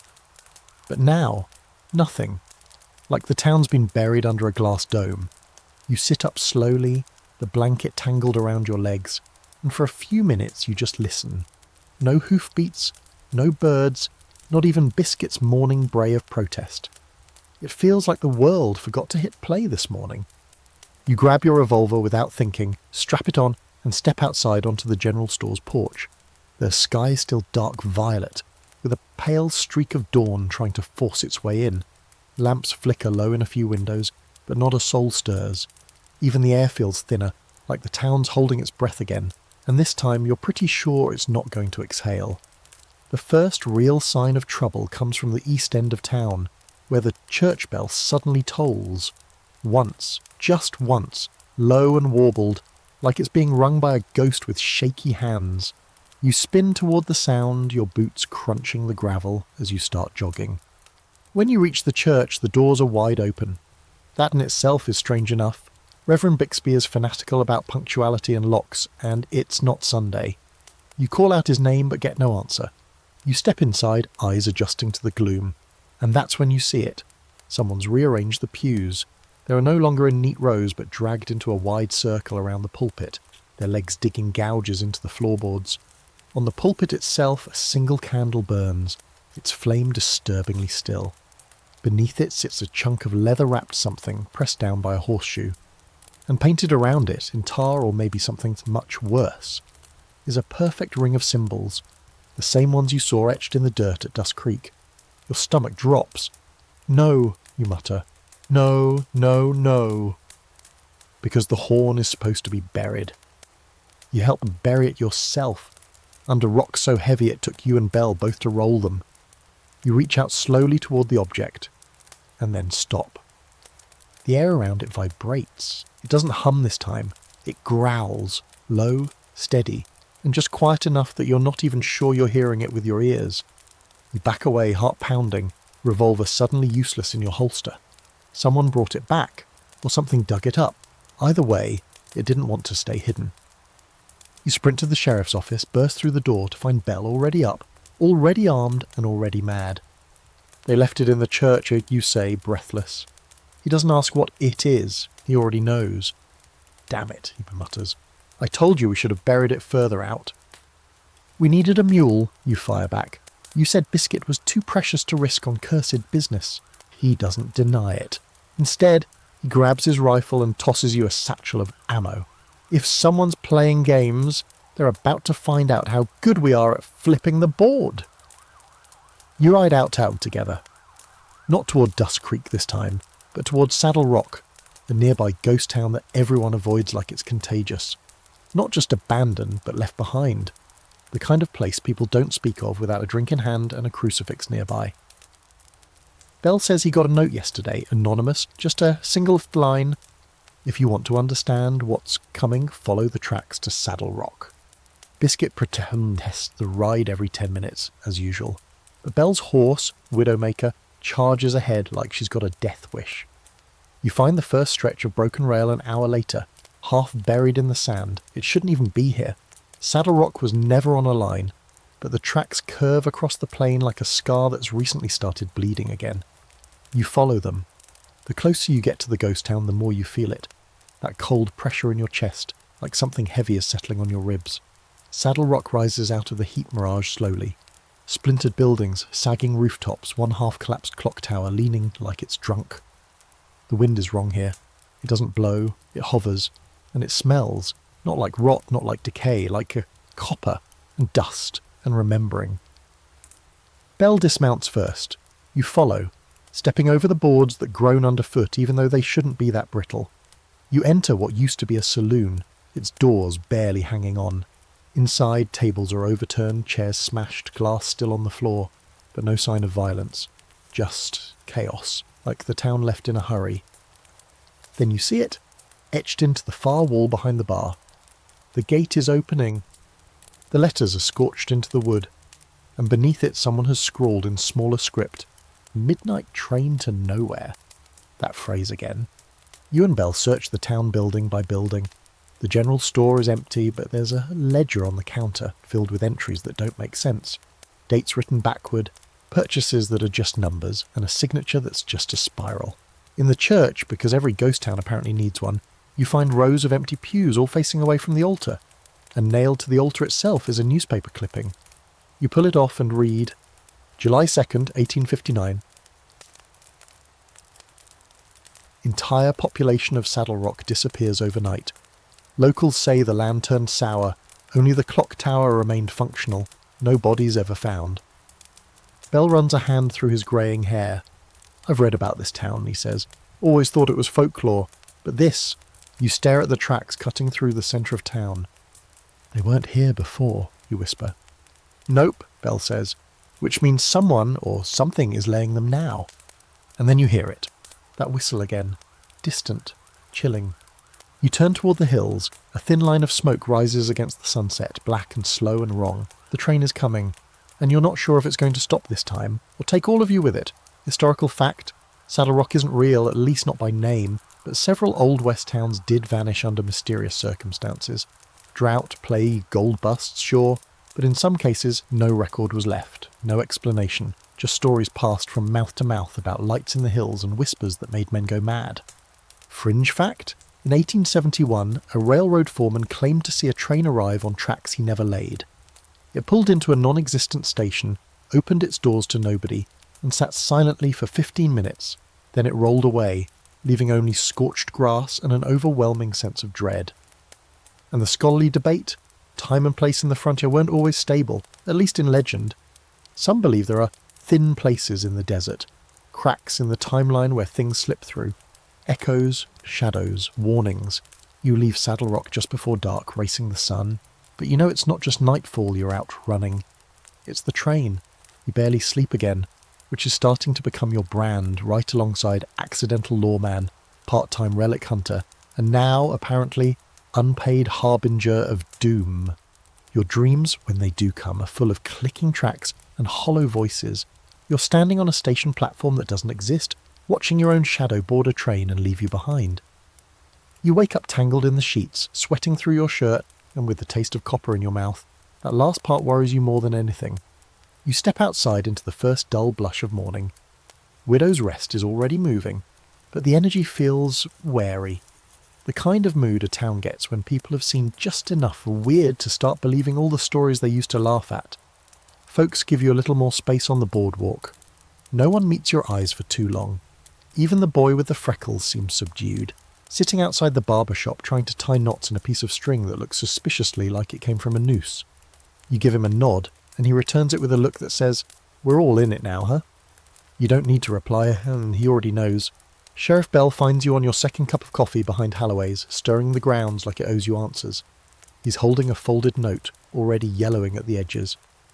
"This was left under the jail door," he says. "Again?" You take it, unfold it. Same jagged handwriting, different message. The rails lead west, the cattle trail is next. When the herd moves, the gate swings wide.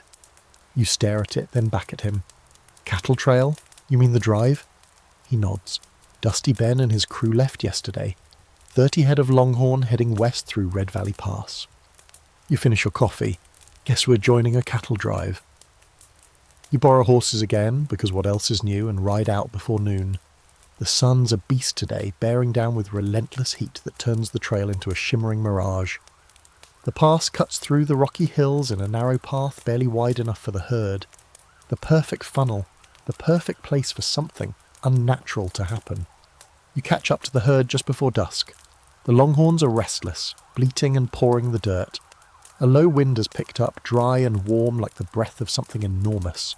Dusty Ben, who is impressively both dusty and named Ben, rides up to greet you. "Well, look who the desert dragged in," he says, squinting at you with one good eye. "Heard you two been stirring up talk of devils and ghost trains."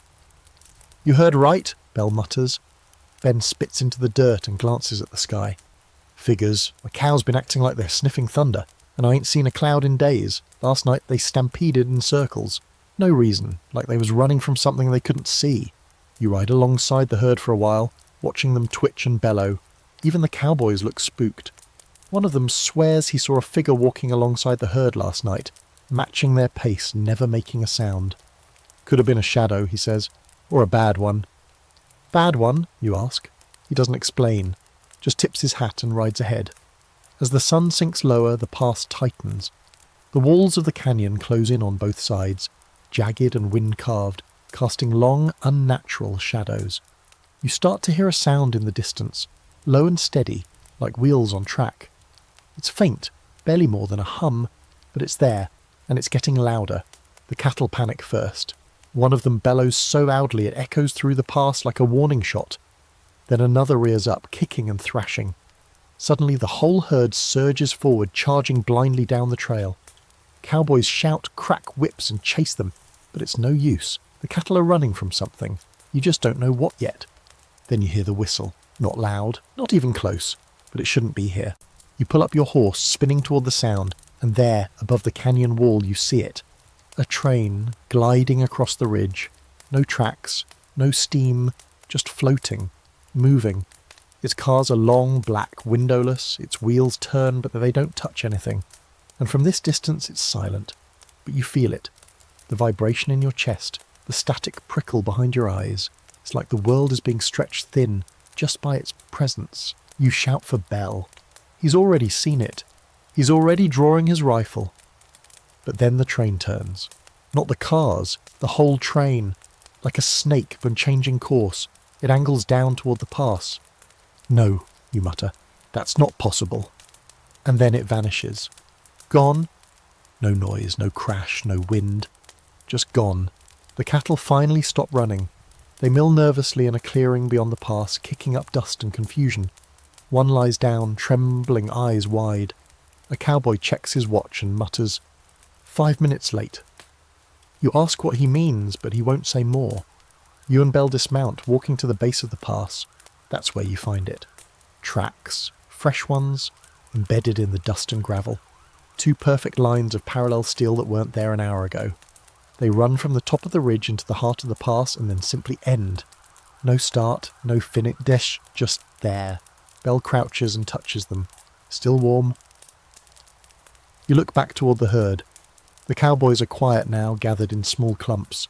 One of them prays. Another drinks straight from a bottle of something that smells like varnish. No one laughs, no one speaks above a whisper. You don't sleep that night either. You camp under the stars, rifle on your chest, back to a rock wall that still feels like it might collapse inward. Bell watches the tracks like they might get up and walk off, and you lie there staring into the dark, remembering the preacher's words. The horn calls the train calls the gate. You wonder what's behind that gate, and if you'll have a choice about walking through it. Historical fact. Cattle drives were full of danger, floods, rustlers, storms, but spooked herds were among the worst. A single startled cow could send hundreds into a frenzy. Entire towns were flattened by rogue stampedes. Fringe fact, there are accounts, rare, hushed, of herds vanishing. Whole drives that never made it to market. Cowboys returning alone, raving about things with whistles and iron monsters walking the sky. Most were dismissed as dehydration and desert madness. Scholarly debate. Could early frontier hallucinations caused by heat, isolation, starvation explain the roots of Wild West folklore? Or were these experiences something else? Some say they were merely metaphors. Others believe they were attempts to describe the indescribable, things outside the timeline. You lie still listening to the wind, but it doesn't sound like wind anymore. It sounds like a train coming from nowhere and heading straight for you, and you wake up choking on smoke. Subtle at first, just the faint acrid tingle at the back of your throat. But then the wind shifts, and the world smells like a campfire that's gotten wildly out of hand. You sit bolt upright, coughing, blinking through the haze. The stars above are blurred, and the horizon behind you glows an ugly orange. Fire. A big one. Too close. Bell is already on his feet, rifle slung over his shoulder, eyes locked toward the ridgeline. Red Rock Canyon, he says grimly. It's burning. You scramble up onto a rock for a better look, and there it is, an inferno crawling over the hills, glowing like a second sunrise. The flames eat the dry scrub with terrifying speed, casting long, flickering shadows that dance like panicked figures. The herd is already agitated, hooves clattering, longhorns bellowing in chaotic rhythm. Cowboys run back and forth, shouting, waving hats, trying to keep the animals from stampeding straight into the fire, or worse, off a cliff. You leap into the fray without thinking. You and Belle help drive the herd westward, away from the canyon, trying to guide them down the safer slope into the riverbed below. Biscuit, grumpy as ever, proves his worth by refusing to spook, even when smoke thickens and horses start bolting. You use him like a living barricade, corralling the panicking longhorns as the wind whips the smoke harder and faster into your eyes. By the time the last of the herd clears the slope, you're coughing so hard it feels like your ribs are trying to escape. Belle slaps your back once, not gently, and hands you a kerchief soaked in water. You hold it to your mouth as you turn to face the blaze. Red Rock Canyon is being devoured. And not in the normal, this happens sometimes during dry season way. The fire moves wrong. It doesn't leap from tree to tree, it slithers, crawls, dances in patterns that feel intentional. You watch one line of flame curve into a perfect spiral before licking its way up a boulder and exploding into a pillar of sparks. "This ain't natural," Belle mutters. "No lightning, no camps, just fire."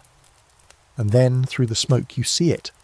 The train, again, but this time it's not above the canyon or disappearing into the distance, it's in the fire. Its black shape moves through the flames untouched, carving a path like molten shadow. The cars are longer now, 10, maybe 12, each one a perfect, silent monolith. No wheels turning, no smoke from the engine, just movement, just presence. And then it stops. It stops. Right in the centre of the burning canyon on no tracks at all. The fire parts around it like water around a ship.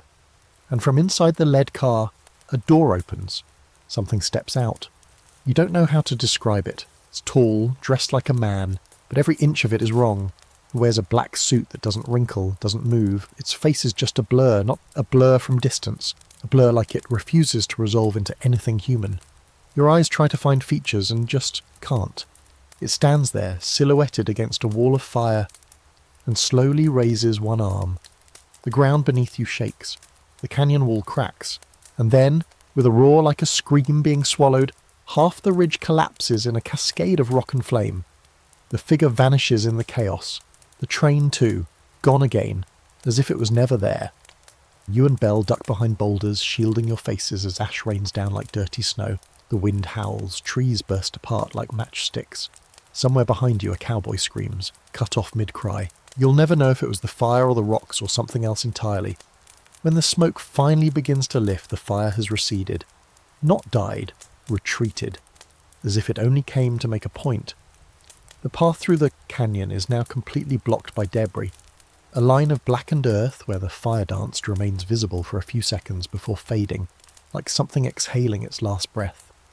Belle crouches beside a scorched patch of ground and runs his fingers through the ash. "Not even warm," he says. "Should be hotter than hell, but it's cold." You want to answer, say something clever, but your throat is raw, your mind worse, and your boots feel like they're full of soot and dread.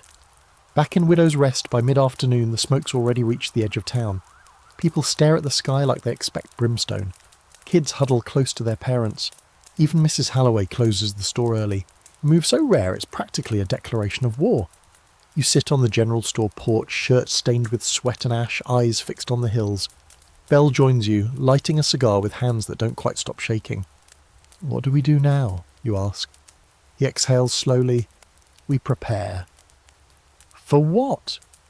He doesn't answer right away. Then finally, "For the gate." You rest your head against the wall behind you, letting the cool wood soak some of the heat from your skull. Historical fact: wildfires were a constant threat in the frontier. With no organised fire departments, a single spark could wipe out entire towns. Most were natural, lightning strikes, dry brush, but a few were suspected to be sabotage or even something else. Fringe fact: some old mining camps tell stories of fires that burned cold, flames that didn't consume wood or flesh, but memory. Whole sections of journals found intact, except with pages missing, only what happened during the fire. as if the flame ate truth itself. Scholarly debate? There's ongoing discussion about psychogeographic events, strange phenomena that alter the land and the mind simultaneously. Some theorize locations can remember trauma, or even act on it, that the land can become a participant in a story it didn't choose. That night, the sky glows faint red until well after midnight. Not from fire anymore, just from something. You lie awake, the horn still buried, the train still out there, and the gate, whatever it is, growing closer. And now, for the first time, you start to wonder if Widow's Rest isn't just a stop on the line. Maybe it's the last station. By morning, the ash is everywhere. It's in your boots, your teeth, your pillow. It dusts the storefronts like bitter snow and clings to the horses' coats in grey streaks. Widow's Rest looks like a town stuck between seasons, summer heat still clinging to the earth, but winter's ghost already smearing itself across the buildings. The townsfolk don't speak much today. They just sweep, spit and side-eye the hills. Even Biscuit, usually as expressive as a toddler with a sugar addiction, just stands still in his stall, staring off toward the horizon like he's remembering something he'd rather forget. You've given up on pretending this is normal, or explainable. You've stopped cataloguing every strange thing in your head, stopped filing it under unresolved or probably hallucinated. You've run out of plausible boxes. Now there's just real and real enough. Belle finds you around midday. You're fixing the general store's warped porch board, trying not to think about the horn or the fire or the train that doesn't need tracks. "Come with me," he says. "There's someone I want you to meet." You don't ask questions anymore. You just grab your hat and go. He leads you out to the northern edge of town, past the last fences, to a weather-beaten shack nestled under the skeleton of a dead cottonwood. The kind of place people walk around, not past. There's a circle of dried tobacco leaves on the doorstep, a row of rusty horseshoes nailed in a spiral to the roof. You'd call it eccentric if it didn't reek of warning. Belle knocks twice, then once more, then steps back. The door creaks open to reveal a woman in her 70s, wearing a dress that might have once been black but now lives somewhere between soot and shadow. Her grey hair is braided into loops, and her eyes are the sharpest thing in sight. "This the one?" she asks, looking you up and down. Belle nods. "He's the only one." She snorts. Figures, the gate always picks the lost ones. She introduces herself as Magda, but everyone calls her Bones. You don't ask why. Some questions feel like they come with a price tag. Inside her cabin, the air is thick with herbs and something that smells like hot copper. The walls are covered in maps, hand-drawn, marked with scratches, ink blots, and symbols that make your stomach twist if you look too long. She sits you down at a table cluttered with dried flowers, bones, candle stubs, and a pile of tiny bells that jingle when you breathe too hard. She slides a piece of rawhide in front of you. On it is a handprint burned into the surface. "This is the gate," she says. You glance at Belle, who's staring into a corner, like he's seen it all before and didn't like any of it. "Looks like a handprint." "It is a handprint," she says, "but it's not yours. It's from someone who tried to stop the train the last time it came through." Your mouth goes dry. "Last time?" She nods. 30 years ago. Before Belle's time, before yours. A woman came from the east, didn't belong, said she had dreams, heard the whistle in her sleep, found a piece of the horn buried under an old water tower. Same as you. Belle finally speaks. She vanished.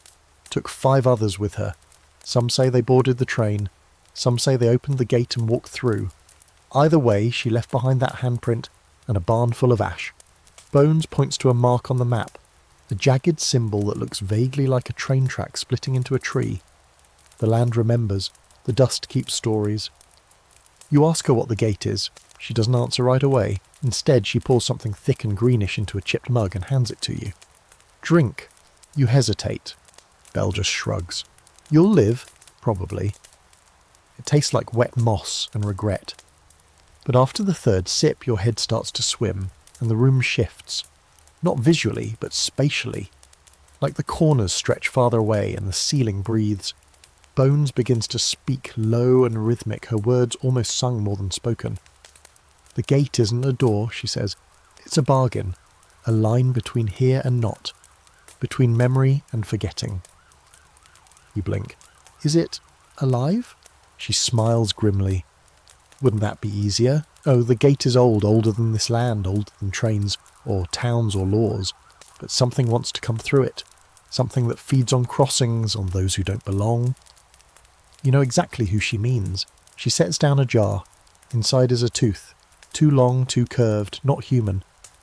Found that near Dust Creek 30 years ago, after she vanished. You don't ask what took her. You already know. Back in town the dust is worse. A full windstorm kicks up before evening, coating everything in a film of grit that makes breathing feel optional. The townsfolk hunker indoors. Lamps flicker. The sheriff's office door bangs open and shut until Belle finally ties it down with a belt. You retreat to the general store loft, heart heavy and lungs scratchy. But you don't sleep.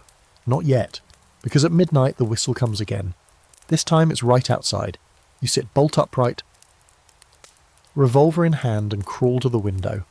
And there, barely visible through the swirl of dust and moonlight, is the train. In the middle of town, no tracks, no station. Just sitting there, waiting. No one else stirs. It's like the town is frozen, like time forgot to keep going. You step out into the street, boots crunching on sand. The doors to the train are open now. You see stairs, light, shadows shifting just beyond the threshold. And then a voice, familiar, too familiar, calls your name, softly, almost kindly. It's your voice. You take a step forward, just one. Then you feel a hand on your shoulder. Belle. Not yet, he says. And when you blink, the train is gone. Historical fact, rail lines sometimes bent toward failed towns, miscalculated routes, collapsed bridges, ghost settlements. Some conductors reported seeing towns on their schedule that didn't exist. They called them paper towns, hallucinated by bad maps or bad whiskey. Fringe fact, a group of spiritualists in 1866 claimed to have summoned a locomotive of the beyond to carry souls to the afterlife. They built a fake track in Kansas, waited for a month, and vanished on the final night. Only their hats were found. Scholarly debate? Is the phantom train archetype just a metaphor for death, for transition, for guilt? Or are these stories rooted in real experiences that defy modern logic? Some claim these trains are temporal artifacts, ghosts not of people but of paths. You lie awake until sunrise. The whistle never comes again that night. But you're starting to think the train wasn't calling for you. It was calling from you. Morning drags its feet into Widow's Rest like it doesn't want to be here any more than you do. The sky is colourless, the wind slow and hot, and the town's usual clatter is muted under a layer of powdery ash that hasn't stopped falling since Red Rock burned. Even the animals are quiet. The chickens barely peck. The horses refuse to meet your eye. Something's wrong with the air. Thinner, maybe, like the world started exhaling for good and hasn't remembered to breathe in. You wash your face in the trough outside the general store, but the water's gone metallic again, and you spit out something that tastes like old nails. Your reflection, wavy, distorted, tinged with rust, shows a version of you that's thinner than you remember. Not just tired, faded. You splash again, harder this time, and hope the feeling passes. It doesn't. The day doesn't start so much as limp forward. Sheriff Belle is seen hammering boards across the windows of the jail, not because of an escaped outlaw or some local drunk swinging a bottle again, but just in case. No one questions what in case means. They all feel it too. The sound of nails biting into wood echoes through town like a war drum played slow. By mid-morning you realise your tooth hurts. Not a little. Not, I should floss more hurt. No, this is frontier hurt. A pulsing hot throb in your lower jaw that makes your eye twitch, and your thoughts come in crooked. You try to shake it off, but by lunchtime you're wincing when you bite into a biscuit and chewing on the other side like a squirrel with dental anxiety. You ask around for a doctor. The response is laughter. Mrs. Halloway hands you a bottle of whiskey and a rusted pair of pliers. Last time anyone needed a tooth pulled, old Tom did it behind the stables, she says. Then the tooth broke and so did the man. We stopped recommending it after that. Great. Someone finally suggests going to the blacksmith. He's the only one who knows how to pull with some control, they say. Used to take teeth from horses and cattle. A jaw's a jaw, more or less. So now you're standing outside the smithy, holding your face and questioning every decision that brought you here. The door creaks open. Inside it's an oven. The smell of iron, sweat, and something more organic fills your nose before you step fully through the doorway. The blacksmith, Mudge, is a tank of a man with forearms the size of stovepipes and a temper to match. His beard has its own atmosphere. and his apron looks like it's survived at least one shootout and a small flood. "You got a bad tooth?" he grunts. You nod. "It's pretty bad." He wipes his hands, grabs a pair of metal tongs that may or may not have just been used on a horseshoe, and motions to a stool in the corner. "Sit." You sit. "This is going to hurt," he says, like he's warning you that water is wet. "I assumed." "No, like really hurt." You exhale through your nose. "Mudge. I've seen ghost trains.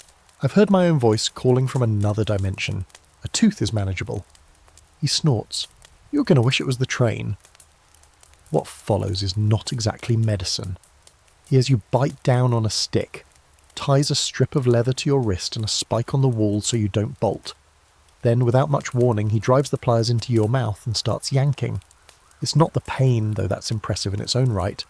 It's the feeling that something doesn't want to let go. The tooth resists, shifts, and then screeches. Not you, it.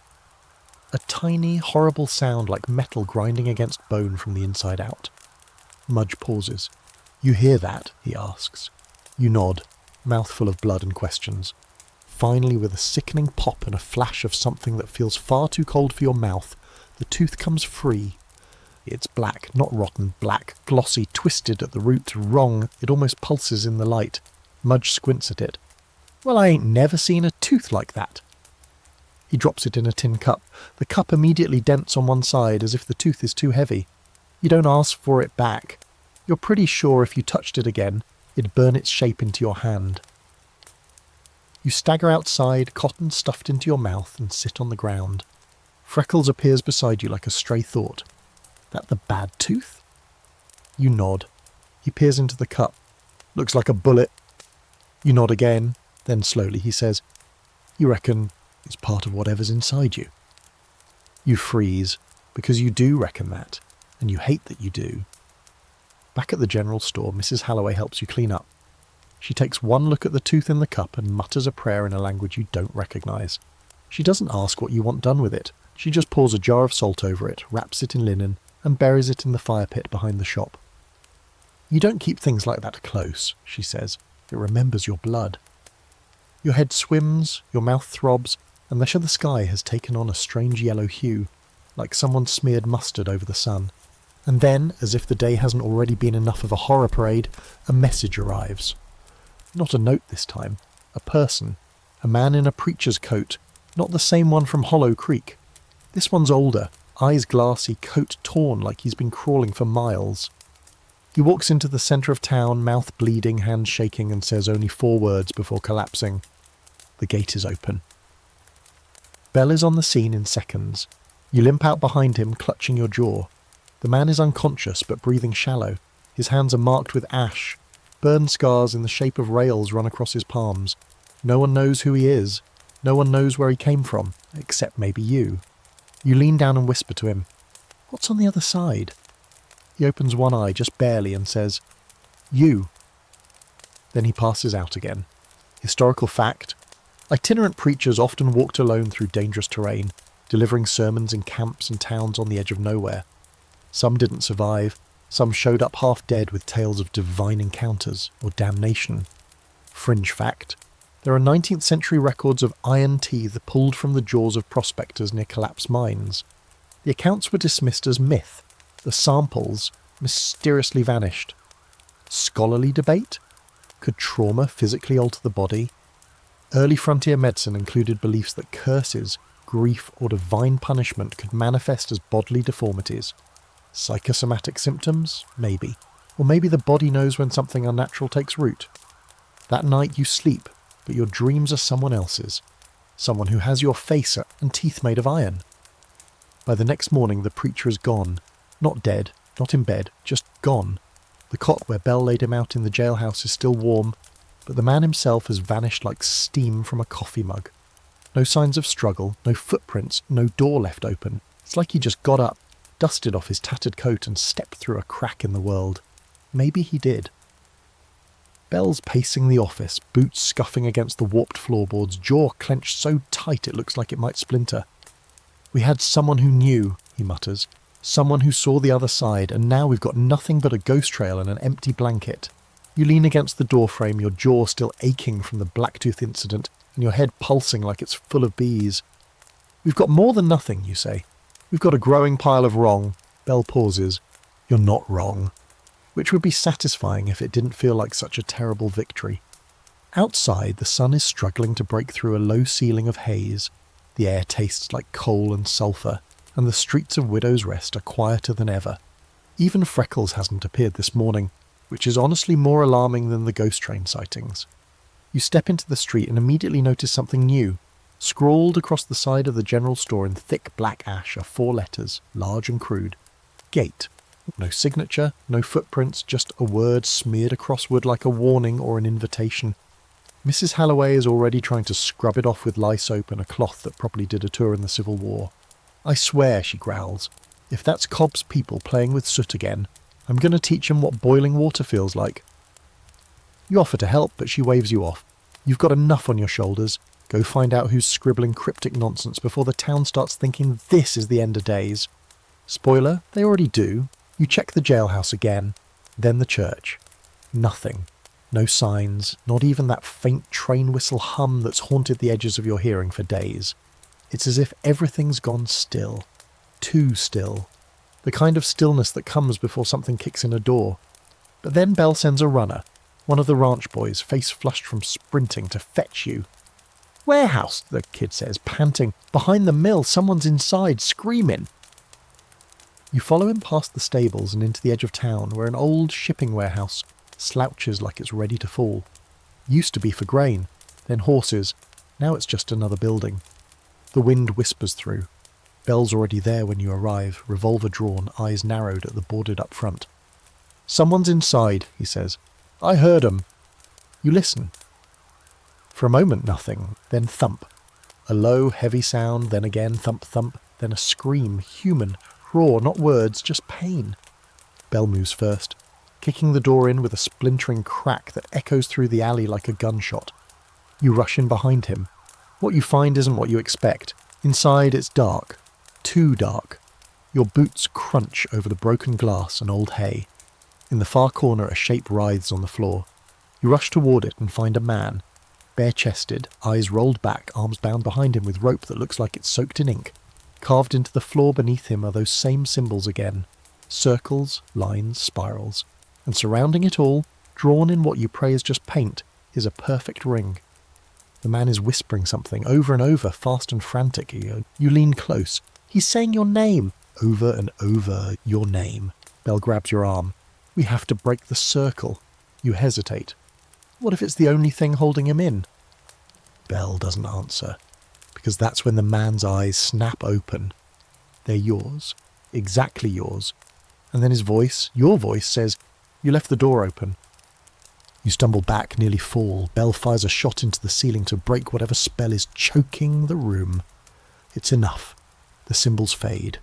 The whispering stops. And the man goes still. Just still. You check his pulse. Gone. But the floorboards beneath him are warm. Humming. And when you stand, the warehouse feels lighter. As if something just left. Later, sitting on the porch of the general store with your hands wrapped around a mug you forgot to drink from, you try to piece it together. A man tied in a warehouse, speaking in your voice, eyes like a mirror, symbols on the floor that keep showing up all over town, the train, the horn, the gate. They're not random, they're ritual. Mrs. Halloway sits beside you and for once doesn't scold, just lights a pipe and stares at the horizon. "You think it's trying to trade places with you?" she asks eventually. You don't answer right away, because you do, and you're not sure what scares you more, that something wants out or that it wants in. Historical fact. Some 19th century frontier towns practiced forms of folk protection. Symbols carved into thresholds, bones hung from rafters, whispered charms against crossings. Historians often dismissed them as superstition, but the people believed. Fringe fact? There's a rare phenomenon called spontaneous mirroring, where a person in distress begins to take on the features or voice of someone else, documented twice in the 1800s. Both times the mimicked person vanished within a week. So, I don't know, scholarly debate. The idea of identity as fluid, especially in times of trauma or environmental stress, has led to theories of psychic overlay, where two minds overlap across realities. It's been dismissed as pseudoscience, but a few researchers whisper about soul duplication, especially in high-strain moments. That night you bolt your door, you bury the mirror under the bed, and you place salt around the windowsill, because if you see your face staring back from the dark again, you don't know which of you will blink first. By the following day, Widow's Rest is no longer pretending everything's fine. The illusion is over. People don't make eye contact anymore, not out of politeness, but yeah. Doors stay locked even during daylight, curtains pulled tight like eyelids that refuse to see what's coming. The saloon, which once belted out piano tunes and cheap whiskey arguments around the clock, is now silent except for the creaking of its unlatched swing doors in the breeze. You get the sense that everyone is waiting for something, but no one knows if it's salvation or the last nail in the coffin. You wake groggily, throat dry, heart thudding like it's trying to send Morse code from inside your chest. You dreamt again, vivid, detailed, too sharp to feel like dreams. You were printing, setting type, pressing ink over and over. The words kept changing even as you wrote them. The gate is open, then the gate is you, then just gate, gate, gate, gate in endless rows. Your hand aches as you sit up, you glance down, ink under your fingernails. You didn't sleepwalk, you tell yourself. You had to have just pressed your hand into some old paper, maybe knocked over an inkwell. But there it is, black ink smudged across your palm and a faint print of a single word written backward. Enter. You scrub it off roughly. It takes longer than it should. The ink clings like guilt. By the time you step outside, Bell is already waiting for you on the porch. He doesn't speak, just nods for you to follow. He's holding something in his hands, a folded newspaper, yellowed and damp, the ink smeared in parts. Found this on my desk this morning, he says, but the printing press ain't run in over 2 years. You take it and read the masthead. The Widow's Rest underground. You frown. You've never seen it before, and yet it feels familiar. Like something you wrote and then forgot. The date reads July the 13th, but the year, 1882. That's not possible, you mutter. I know, Bell replies. The paper's full of strange clipped articles. Nothing mainstream, no cattle auctions, no sheriff's bulletins, just riddles dressed as journalism. There's a column called Echoes from the Rails that's written in the voice of the train. There's an obituary for someone named the original you, and a classified section that simply says, need typesetters, must work in the dark, no questions, pay comes in memories. Bell flips to the back. Found this too? It's a map, or what passes for one. Not of terrain, but ideas, concepts. It lists the gate, the hollow, the returning, and then, in jagged letters, press room. Bell taps that last one. You ever worked a press? No, you say, then pause. I mean, not that I remember. And there it is again. That awful little echo. Not that I remember. As if your memory has seams now, places where something might have slipped in or out. Bell tells you the press might still be buried behind the old post office, in a basement they sealed after a collapse years ago. You've never heard about that. No one has. But that doesn't mean it's not real. You agree to check it out. You find Freckles behind the livery stable.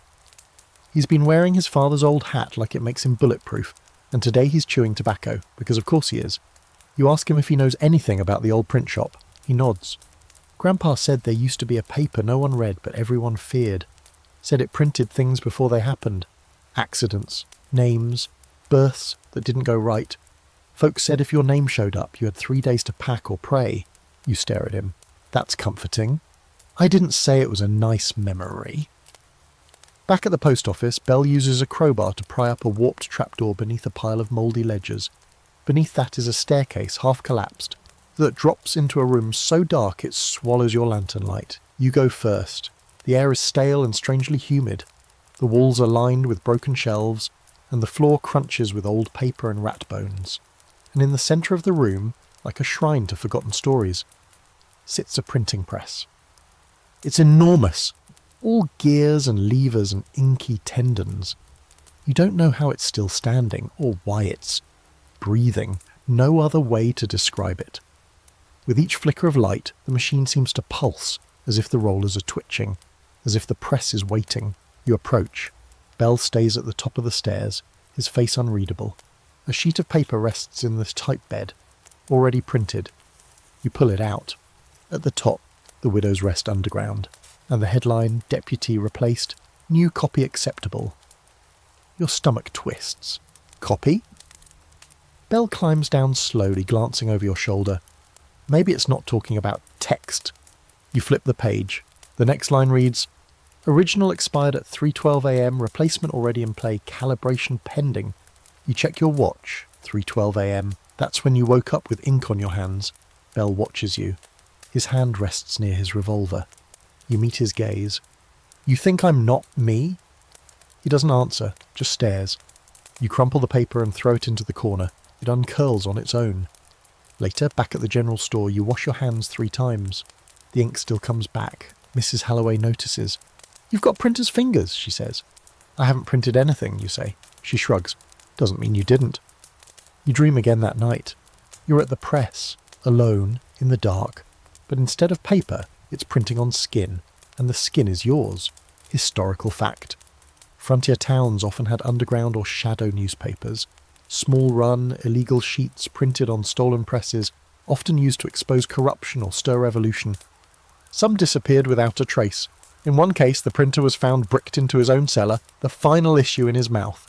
Fringe fact, one surviving 19th century paper contains the phrase, Original replaced new draft stable, in a classified ad. It's the only copy ever found. The ink used? Not any known composition. Some say it was iron. Some say it was bone. Scholarly debate?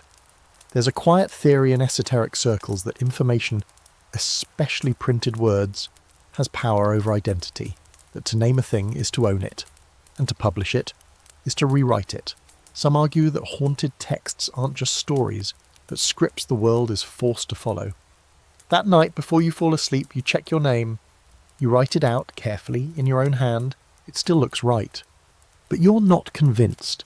The next day starts too bright. The kind of sky that looks scrubbed raw, painfully clean, as if the world's trying to pretend nothing strange has happened. The sun's so sharp it hurts your eyes.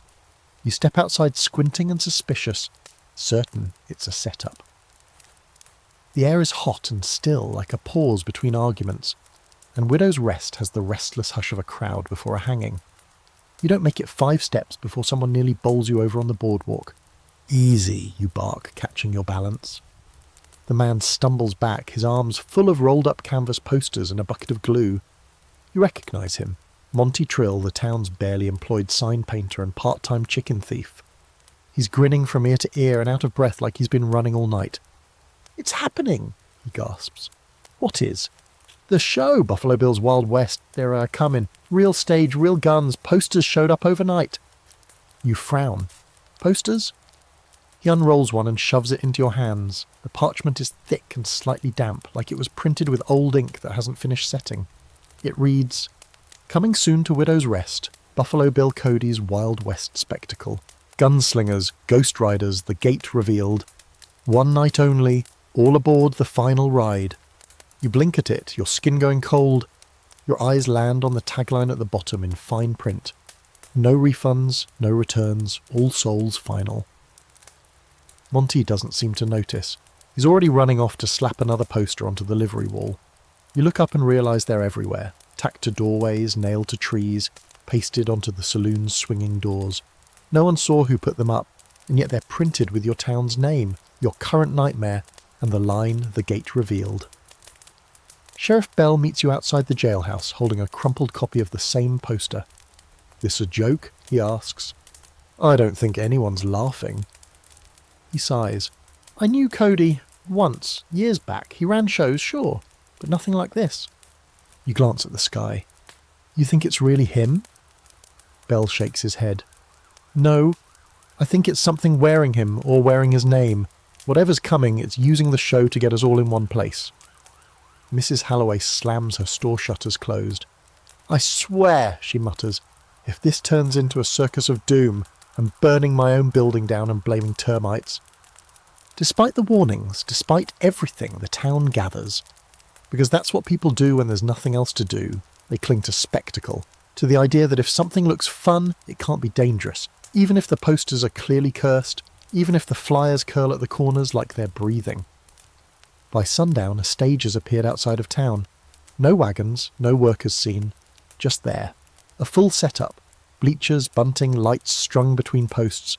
An arch over the entrance reads, "The Wild West, Final Edition." The bleachers fill slowly. Families, ranch hands, even the preacher who saw too much and vanished days ago. He's there now, sitting in the front row like he never left. His hands are clean, his coat pressed, his eyes blank. You stand beside Belle near the edge of the crowd, hand resting on your revolver. And then the music starts. Low, twangy, faint banjo and fiddle, as if they're coming from a gramophone half buried in sand. From behind the curtain he appears, Buffalo Bill Cody, or something that looks like him. He's tall, proud, wearing a white hat and a coat stitched with stars. His beard flows like a waterfall made of snow and secrets. He waves to the crowd and shouts, "Ladies and gentlemen of the frontier, welcome to the final ride." Applause, but not from everyone. Only the first few rows clap, the rest stare, frozen. Belle mutters, "Those aren't townsfolk." You peer closer. The front rows are filled with faces you don't recognise. Not unfamiliar in the normal way, but off. Too clean, too symmetrical, like wax figures from a museum no one remembers building. Buffalo Bill continues, "Tonight you will see wonders, ghost riders from beyond, a duel that defies death, and at midnight, the gate. You flinch. He smiles directly at you. I see we have our deputy here," he says, "our chosen soul, the one who crossed without knowing and stayed despite warning." The crowd parts. The spotlight somehow finds you. You freeze. "I didn't volunteer for anything," you say. He chuckles. "You didn't need to." Two performers step onto the stage, both wearing versions of your face. One dressed as you were when you arrived, dusty, lost, confused. The other as you are now, revolver at the hip, jaw clenched, eyes heavy. They begin to duel, shot for shot, move for move. It's not choreography, it's mimicry. One falls, the original, the other bows. And Buffalo Bill cries out, "The copy prevails, as it always must." The lights dim, the stage fades, the crowd vanishes. You're standing alone beside Belle. Empty benches, no sound, just dust and cold stars above. "Was that real?" you ask. Belle doesn't answer. You look down, a ticket is in your hand, and you don't know where it came from.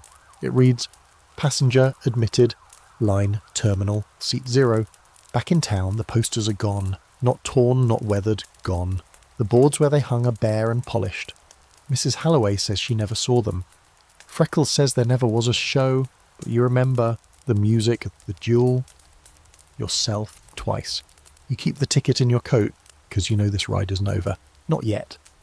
Historical fact. Buffalo Bill Cody toured across America and Europe, often blurring reality with performance. He reenacted battles, hired real Native Americans, and built myths as entertainment. He was as much fiction as fact. Fringe fact. Some accounts from small towns claimed Bill's show arrived without warning, and afterward, people were missing, always ones with no past or nothing tying them down. These stories were dismissed as urban legends. No official records remain. Scholarly debate? Is performance a form of summoning? Some folklorists believe repeating a story on stage can reawaken it, especially if tied to trauma or memory. That when we perform a myth often enough, it stops being pretend. That night, the stars seem brighter. The air smells faintly of gunpowder and ink, and when you fall asleep, you dream you're holding your own program, but the acts haven't happened yet, and one of them is titled "The Deputy's Farewell." When morning comes, the town feels rewound. Not restored, just reset, like someone cranked the gears backward, hoping to erase whatever happened last night. The bleachers are gone, the stage, the lights, the arch, nothing but disturbed dust where they stood. If you didn't know better, you'd think it was a collective dream Widow's Rest decided not to mention. But you do know better, and dreams don't usually leave you with splinters in your boots and a ticket in your coat pocket that refuses to burn. You tried to, tossed it in the stove at sunrise, the embers hot and hungry. It curled up like it was ready to vanish, then uncurled itself. Perfect, unsinged, even smelled stronger afterward, like fresh ink and ozone. So now it's back in your coat, left breast pocket, a whisper of admission you can't throw away. The people in town move quieter now. They don't speak about the show, they don't ask questions, they don't look at each other for too long. There's a general agreement spoken through silence and half-hearted routines. If you pretend everything's fine, maybe the world will forget you were on the guest list. But they haven't forgotten you. Not the ones watching from the edges. Around midday, a woman you've never seen before steps into the general store. She wears black from head to toe, not the neat mourning black of a widow, but the rough faded cloth of someone who's been in the dirt longer than they've been above it. Her hair is plaited in a rope down her back and her eyes are the colour of midnight.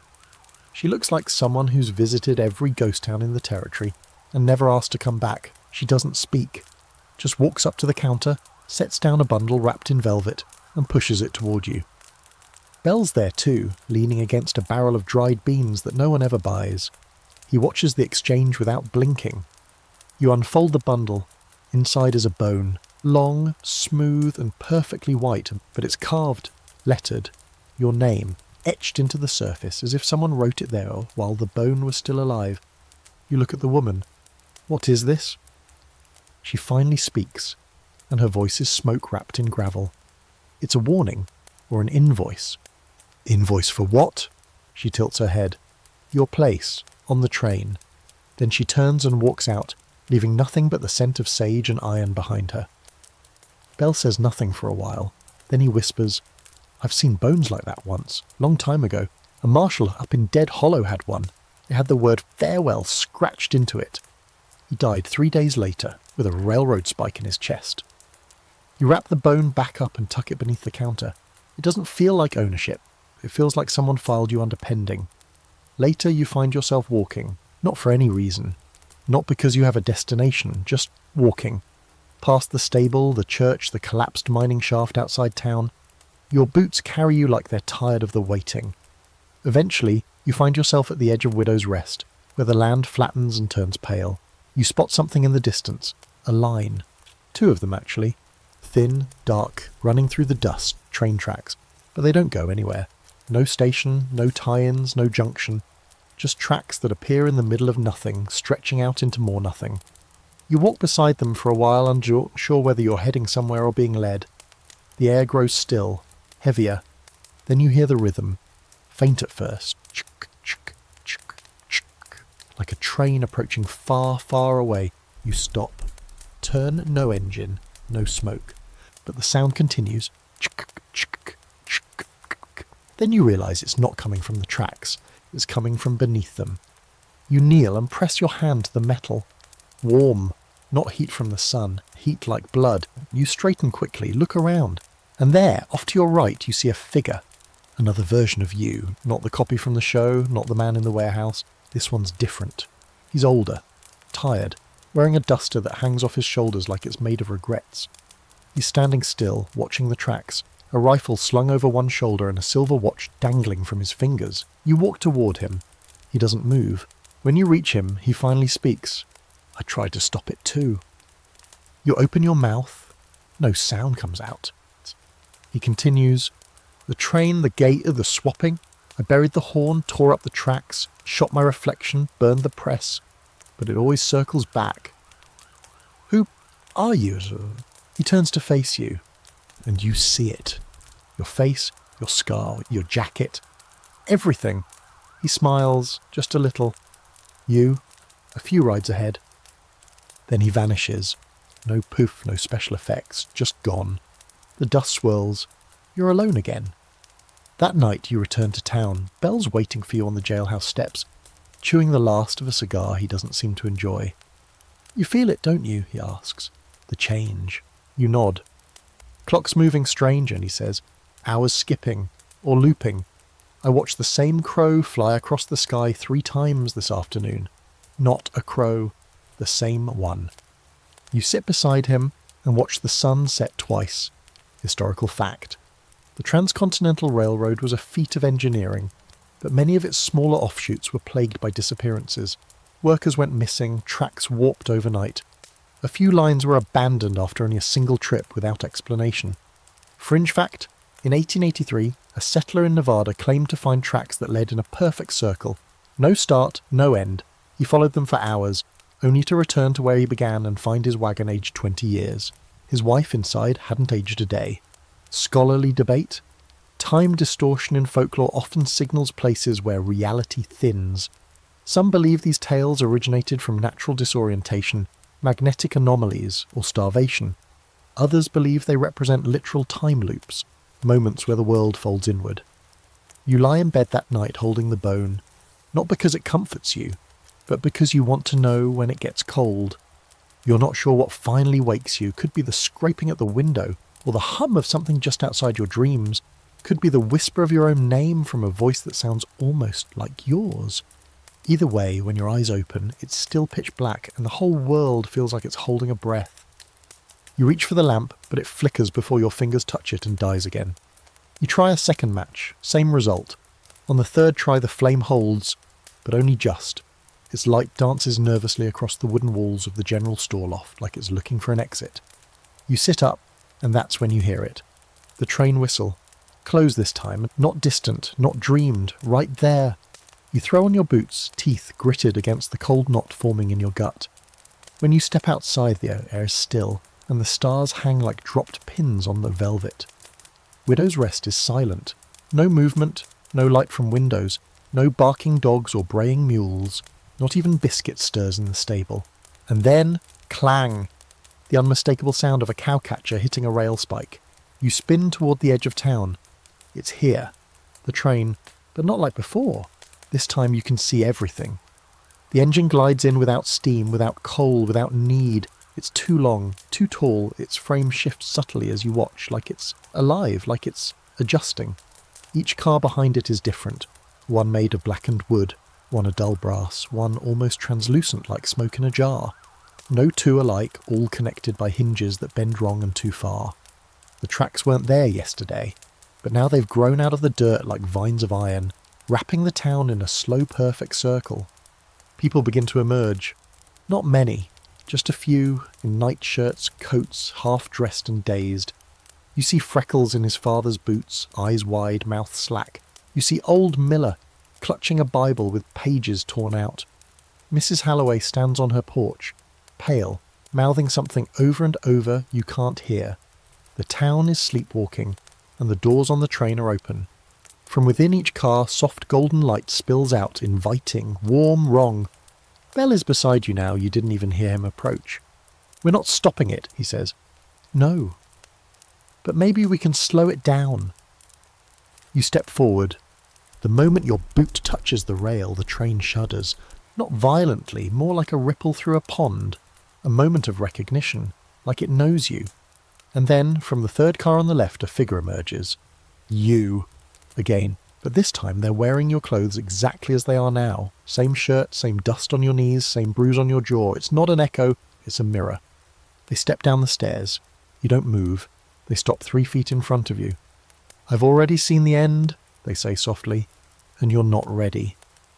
Are you me? They smile. No, I'm what they printed, what the press decided you should be. Bell raises his rifle.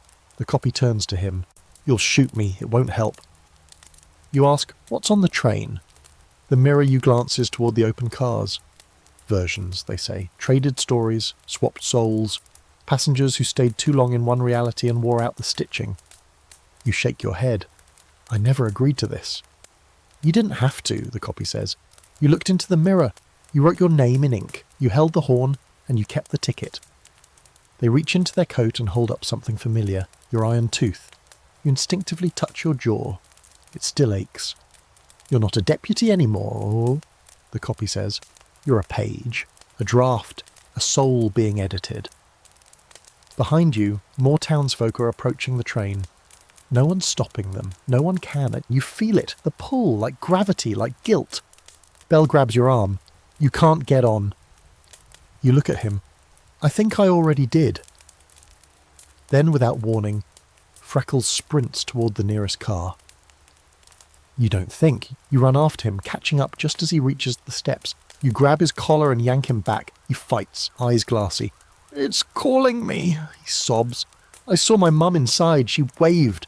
You're dreaming, you yell. She's gone. But she said the ride was short, just one stop. She said we could come back. You pull him away. He collapses into you, crying. When you turn, the train is watching. You feel it. A presence behind those windows, not people, not ghosts, editorial eyes, measuring, judging, rewriting. Bell fires his rifle once into the air. The shot echoes like a whip crack, and something deep within the engine growls. Not mechanical, animal. The train doors begin to close, and not fast, but deliberate. You back away, Freckles clinging to you, Bell covering your retreat. The engine whistles. Not a call, a warning. Then the train moves. No puff of steam, no lurch. It glides. Not along the rails, with them. The tracks rise and slither beneath it like a snake's body pulling it forward. Dust billows out. Shadows stretch. The light from the windows turns red, then violet, then fades. And it disappears. Gone. Tracks too. Nothing but scorched earth. You turn to Bell. What the hell was that? He just stares after it. Last boarding call, he says. Later, you sit by the fire, the ticket in your hand. The print has changed. It now reads, round trip in progress. Historical fact? Obvious. Several railroad towns were abandoned mid-growth. Whole crews vanishing after completing only partial lines. Records simply stop. Journals recovered mention too many arrivals, and wrong trains at wrong times. Fringe fact? A conductor's log from 1884 lists a stop called Errand, a town that appears on no map. The final entry, boarded a man who looked like me. He had no shadow. I gave mine to him. Train moved on. Scholarly debate. Is it possible for a location to rewrite those within it? Some argue memory and identity are fluid under stress, but others believe certain phenomena can impose narrative, turning people into characters trapped in a story with only one author. That night your reflection winks at you, and for the first time, you're not sure who's in control anymore. The next morning is a lie. There's birdsong, impossibly bright light pouring through the windows, a breeze that smells like sage and river water. Widow's Rest hums like a town that hasn't seen horror. The boards on the general store's porch don't creak like they usually do. The church bell rings once, clean and confident, as if it's calling people to a service that never stopped. The townsfolk walk slower, smile easier, talk like none of them heard the train whistle echo through their blood just hours ago. But you know better. It's not a good day, it's a rewritten one. You step outside into the sunshine and feel it immediately. Too warm, too welcoming, like something designed by someone who's only read about how morning should feel. Even the dust has settled politely. You glance around. Bell is nowhere to be seen. Neither is Freckles. That's when you notice the sign. New, painted fresh, tacked to the post outside the store. Widow's Rest. Population 78. You blink. It's been 77 for weeks. You count twice. Someone was added. Back inside, Mrs. Halloway hums as she unboxes jars that you know she didn't order. The labels are printed cleanly, neatly, with little flourishes at the corners. One reads, Memory Jam, a taste of what was. Another, Eraser beans, start your morning blank. You pick one up. It's cold to the touch, and the words blur slightly as you read them. Mrs. Halloway beams. I don't know where these came from, but I love them. And this packaging. It's just darling. You ask her where she got them. She blinks. You brought them in? No, I didn't. Well, someone who looked like you did. The hairs on the back of your neck rise. You head to the jailhouse. Bell's still not there, but the office has changed. New coat of paint on the walls, desk reorganised. One of the wanted posters now has a red voided stamp across it, and someone's added a chalkboard in the back listing names and tasks. You're listed as assistant conductor. You run your hand over it. It's real chalk, real handwriting, real wrong. Back outside, people wave at you like you're family. You spot Dusty Ben the cattleman sipping a bottle of Recall whiskey and chatting amiably with a barber you know left town a month ago. He shouldn't be here. And yet, he is, nothing, like he never vanished. You catch Bell finally down by the river. He's different, not in appearance exactly, but in posture. Looser, less weight behind his eyes. Hey, you call. He turns, smiles faintly. Deputy! Your stomach tightens. We don't use titles. He shrugs. Today's different. You sit beside him on the riverbank, the waters flowing faster than usual, full of foam and glints of silver. Almost too lively. Tell me you remember the train, you say. He stares ahead. I remember wanting to forget it. That's not the same. No, he agrees, but it's safer. You pull the ticket from your coat, still there, still printed. Only now, beneath round trip in progress, there's a schedule. It ends tonight. One stop left. Bell doesn't react when you show him. He just says, I think we already boarded. I think we never got off. That evening the sunset is perfect.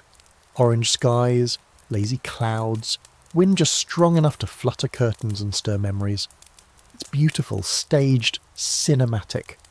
The kind of day poets write about. And for the first time you understand how beauty can be terrifying, because none of it's real. The church fills up after dark, no sermon, no invitation, just quiet bodies sliding into pews like sleepwalkers.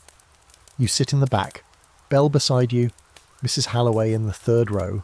Freckles, he's back now, clutching his dad's hat again. Everyone's waiting. You don't know what for.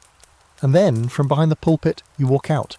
Not a copy, not a version, just you. Same clothes, same posture, same scar on your jaw, but this one's smiling.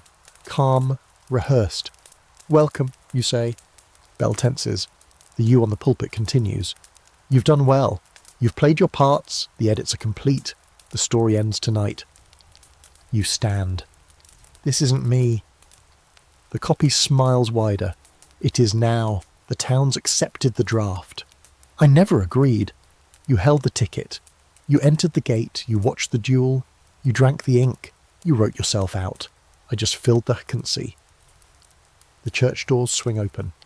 Outside the train waits. But it's not on tracks.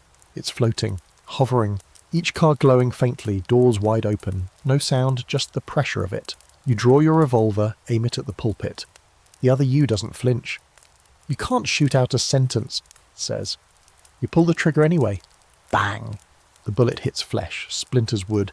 The copy stumbles, bleeds and laughs. Too late, you printed the ending. Then it collapses.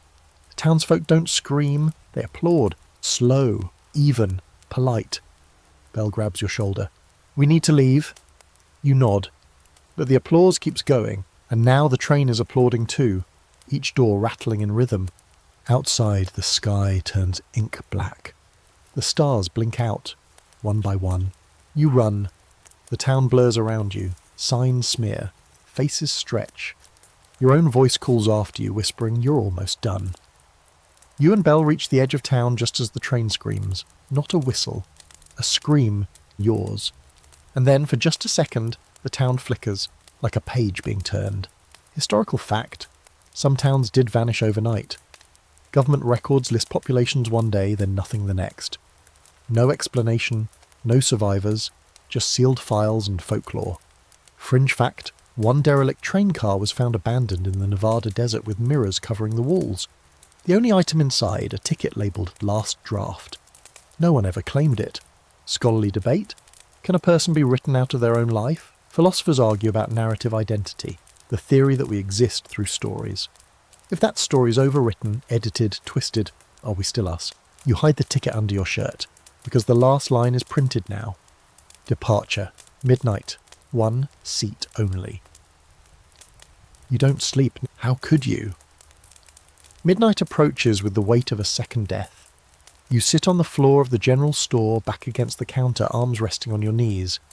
Bell's asleep in the corner, snoring lightly with a rifle across his chest. Freckles is curled near the door like a stray hugging a saddle blanket. And you're holding the ticket. The paper's warm now, not like a match or fire, more like something alive. The ink throbs faintly under your thumb, pulsing in time with your heartbeat. Or maybe its own. You keep reading the last line. Departure, midnight, 1 seat only. You flip the ticket over for the 100th time, and there's a new line. You wrote this, now ride it. You're so far past understanding that the words no longer confuse you. They just confirm what you've started to accept. This has never been a fight. It's a submission, a handoff. You're not being hunted, you're being handed over. The world outside is frozen, windless, moonless. Even the insects have quit. The clock above the counter ticks, but the hands haven't moved in over an hour. You touch your wristwatch, midnight, exactly. Bell stirs, opens one eye. It's time. You nod. Together, you step outside. The town is clean. Too clean. Not a scrap of paper. Not a misplaced wagon wheel. Not even a crooked shutter. Widow's Rest has been finalised. You can feel it. The edits are done, the margins closed, the story ready to end, and at the far edge of town, waiting at the invisible platform you never knew existed, is the train.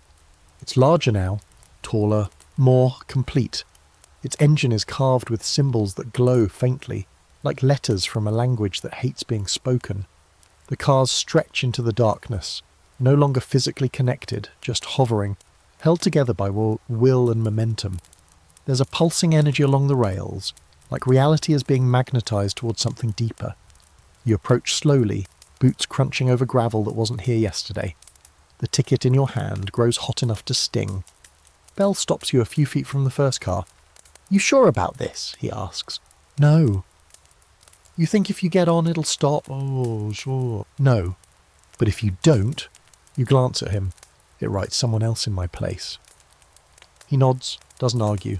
He hands you something, your revolver, cleaned, loaded, tucked into your holster like a farewell gift. "Just in case," he says. The steps to the first car lower on their own. The door opens. Inside, light, soft, warm, deceiving. You glance back once. Bell raises 2 fingers in a half salute. "See you in the sequel," he says, and you step on board. The door shuts behind you. Instantly, the world changes. It's not just a train car. It's a corridor of sound and movement. Windows flicker with places you've never been. Wars, weddings, deserts, oceans, entire lives. Not memories, options. You walk through them. Each car is a draft of what you could have been. One shows you in a blacksmith's apron, hammering out horseshoes, face lined with soot but eyes clear.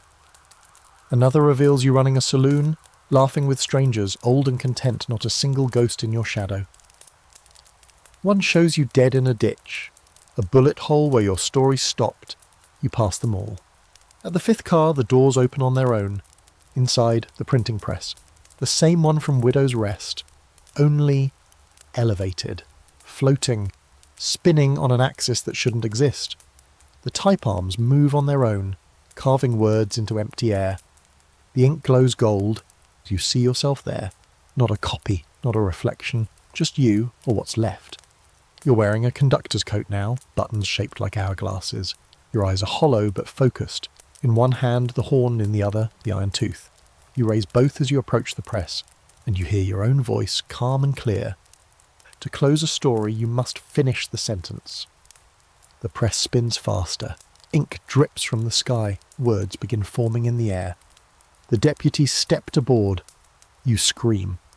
"No!" The words vanish. You run, past the press, through the next door. The car is empty, just one chair, facing a window that shows your life. Not a version, yours. Widow's Rest, the storm, Bell, Freckles, the gunfight, the laugh, the fall, all of it. You step closer, and then a figure sits up from the chair. It's you, but different. It turns, eyes like glass, mouth stitched shut. It hands you a pen, points to the window, to the blank space beneath the scene, where your story ends. You take the pen, it burns, but you write. He never got off the train. The scene freezes. The world shudders. You fall backward, land in the final car, and you know it's the last because there's nothing beyond it. Just void. A quiet, waiting void. Inside a bench, a mirror. You sit and see yourself. Everything you've done. Everything that's been done to you. You reach into your coat and pull out the ticket. It reads, "Thank you for riding." Then fades. Bell's voice echoes somewhere in your mind. "See you in the sequel." You laugh. Soft. Tired. Because if this is a sequel, you don't remember the first part. Historical fact. In rare cases, trains did vanish. The Vandermeer incident of 1874 reported a private luxury train entering a tunnel and never emerging. Inside were 8 passengers, none ever seen again. Fringe fact? In some indigenous law, spirit rails connect worlds. Trains that ferry not souls but stories. Unfinished ones overwritten, ones lost in translation. Scholarly debate? Is a person the story they tell or the one told about them? Philosophers have long argued that memory, identity, and narrative are indistinguishable. If your tale is hijacked, are you still you? You stare out the window into the void and wait for the next chapter to begin. It's hard to tell when the train stops. There's no jolt, no hiss of brakes, no screech of metal on metal. One moment you're in motion, the void rolling past the windows like a film reel made of fog, and the next, stillness. A thick, suspended kind of stillness, like the air is listening to see what you'll do next. You stand slowly, boots echoing on the polished wood floor of the final car. Everything inside feels sharper now, colours brighter, shadows heavier, gravity just a hair stronger. The kind of detail that says, this part matters. You walk to the door at the end of the car and place your hand on the handle. It's cold, not icy, but precise. A scalpel's cold. The door swings open. Outside is not Widow's Rest. And yet, it is. It looks like the town. Same layout, same buildings, the church, the general store, the stables. But everything's too clean, the colours too vivid. The sky overhead is deep purple streaked with gold, a twilight you've never seen in this life. The wind smells like memory, old ink, scorched cedar, peppermint and grief. You step off the train, the world doesn't shift. It waits. You walk slowly down the main street. Every building is silent. Windows open but dark. No sounds, no footsteps, no breathing. It's like someone built a perfect model of Widow's Rest, then walked away just before bringing it to life. Until you hear the bell. One single deep chime from the church tower. You turn. Bell is standing in the street, but it's not your Bell. It's the Bell you saw during that vision in the warehouse, the one whose eyes had already seen this place. He's older, tired. The grey in his beard has taken over. His badge is tarnished. His right hand trembles slightly where it rests near his holster. You made it, he says. You squint at him. I think so. He nods, expression unreadable. Thought you would. Is this it, you ask? He sighs. Depends on what you mean by it. You're not dead, if that's what you're wondering. Not exactly. You're just off the map. You walk closer. What is this place? Bell gestures around. The last station. The centre of the story. Everything the train pulls apart gets dumped here. The edits, the misprints, the early drafts that couldn't hold together. Call it the back room of reality. You frown. Oh, then why does it look like home? He shrugs. Because the story needs an ending, and endings need a setting. Your mind filled in the details. This town is just the template. The press pressed it into you. A door creaks open. You both look. Mrs. Halloway steps out of the general store. Her eyes are glassy, her hands stained with ink. She walks past you without blinking. Her lips move silently, repeating something to herself. You strain to hear. So many versions. Which one was mine? I remember it differently. She vanishes into the church. You glance at Belle. What happened to her? She got rewritten too many times. Couldn't keep her place in the narrative. She's stuck on a loop now, shadows of herself running in circles. Your stomach turns. That going to happen to me? He looks at you carefully. Not if you finish what you started. You grip your revolver. And what's that? Belle points behind you. You turn. The press is there, right in the middle of the street. Enormous, floating, turning slowly like a carousel made of gears and scripture. Its arms spin through the air, carving letters into invisible parchment. You feel the pull of it deep in your bones. The press finishes the story, Belle says. You decide what gets printed. You step toward it. The air thickens, your teeth buzz. A blank page spins into view. Your hand reaches forward. The pen appears in your palm. Ink drips from its tip, and this is it. You write. He returned. The press freezes. The wind stops. Belle vanishes. The page ignites, and everything goes black. You wake up in the jailhouse and back in Widow's Rest, the real one. Belle is beside you. Your Belle. Younger. Alive. He's shaking your shoulder. You good? He asks. You've been out for hours.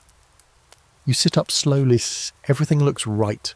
The light is normal. The dust smells like dust, not memory. The window creaks the same way. Biscuit neighs outside. You're back. But are you? You glance down. The revolver at your side isn't yours. It's older, More ornate, the handle is carved with the same symbols from the press. You pull it out. Etched along the barrel are the words, "Final Draft." Freckles bursts in. "You won't believe it! A new family's moving in from Hollow Creek. Said something about starting over." You stare at him, at his too familiar grin, and suddenly remember a car on the train. One that showed a version of you raising a family on a porch just outside of Hollow Creek. You look at Belle. "Has this town always had 78 people?" He frowns. "Yeah. Why?" "No reason," you lie. Outside, the world moves on. The wind is real again. The porch creaks. The saloon doors swing open and closed, just like they should. But you know better. You know stories don't end. They just pause until someone reads them again. Historical fact, some ghost towns have returned from the dead, abandoned, then rebuilt with no known funding, no known buyers. One researcher traced 11 cases where rebuilt towns matched journals of fictional places. Fringe fact, a single printing press from the 1800s called the Black Cylinder was rumoured to write stories on its own. Last seen in 1910, it was allegedly buried in the Arizona desert with an iron key locked inside. Scholarly debate? The narrative theory of self suggests our identities are stories written and rewritten daily. But what happens when external forces take the pen? Can we reclaim authorship? Or are we just the page?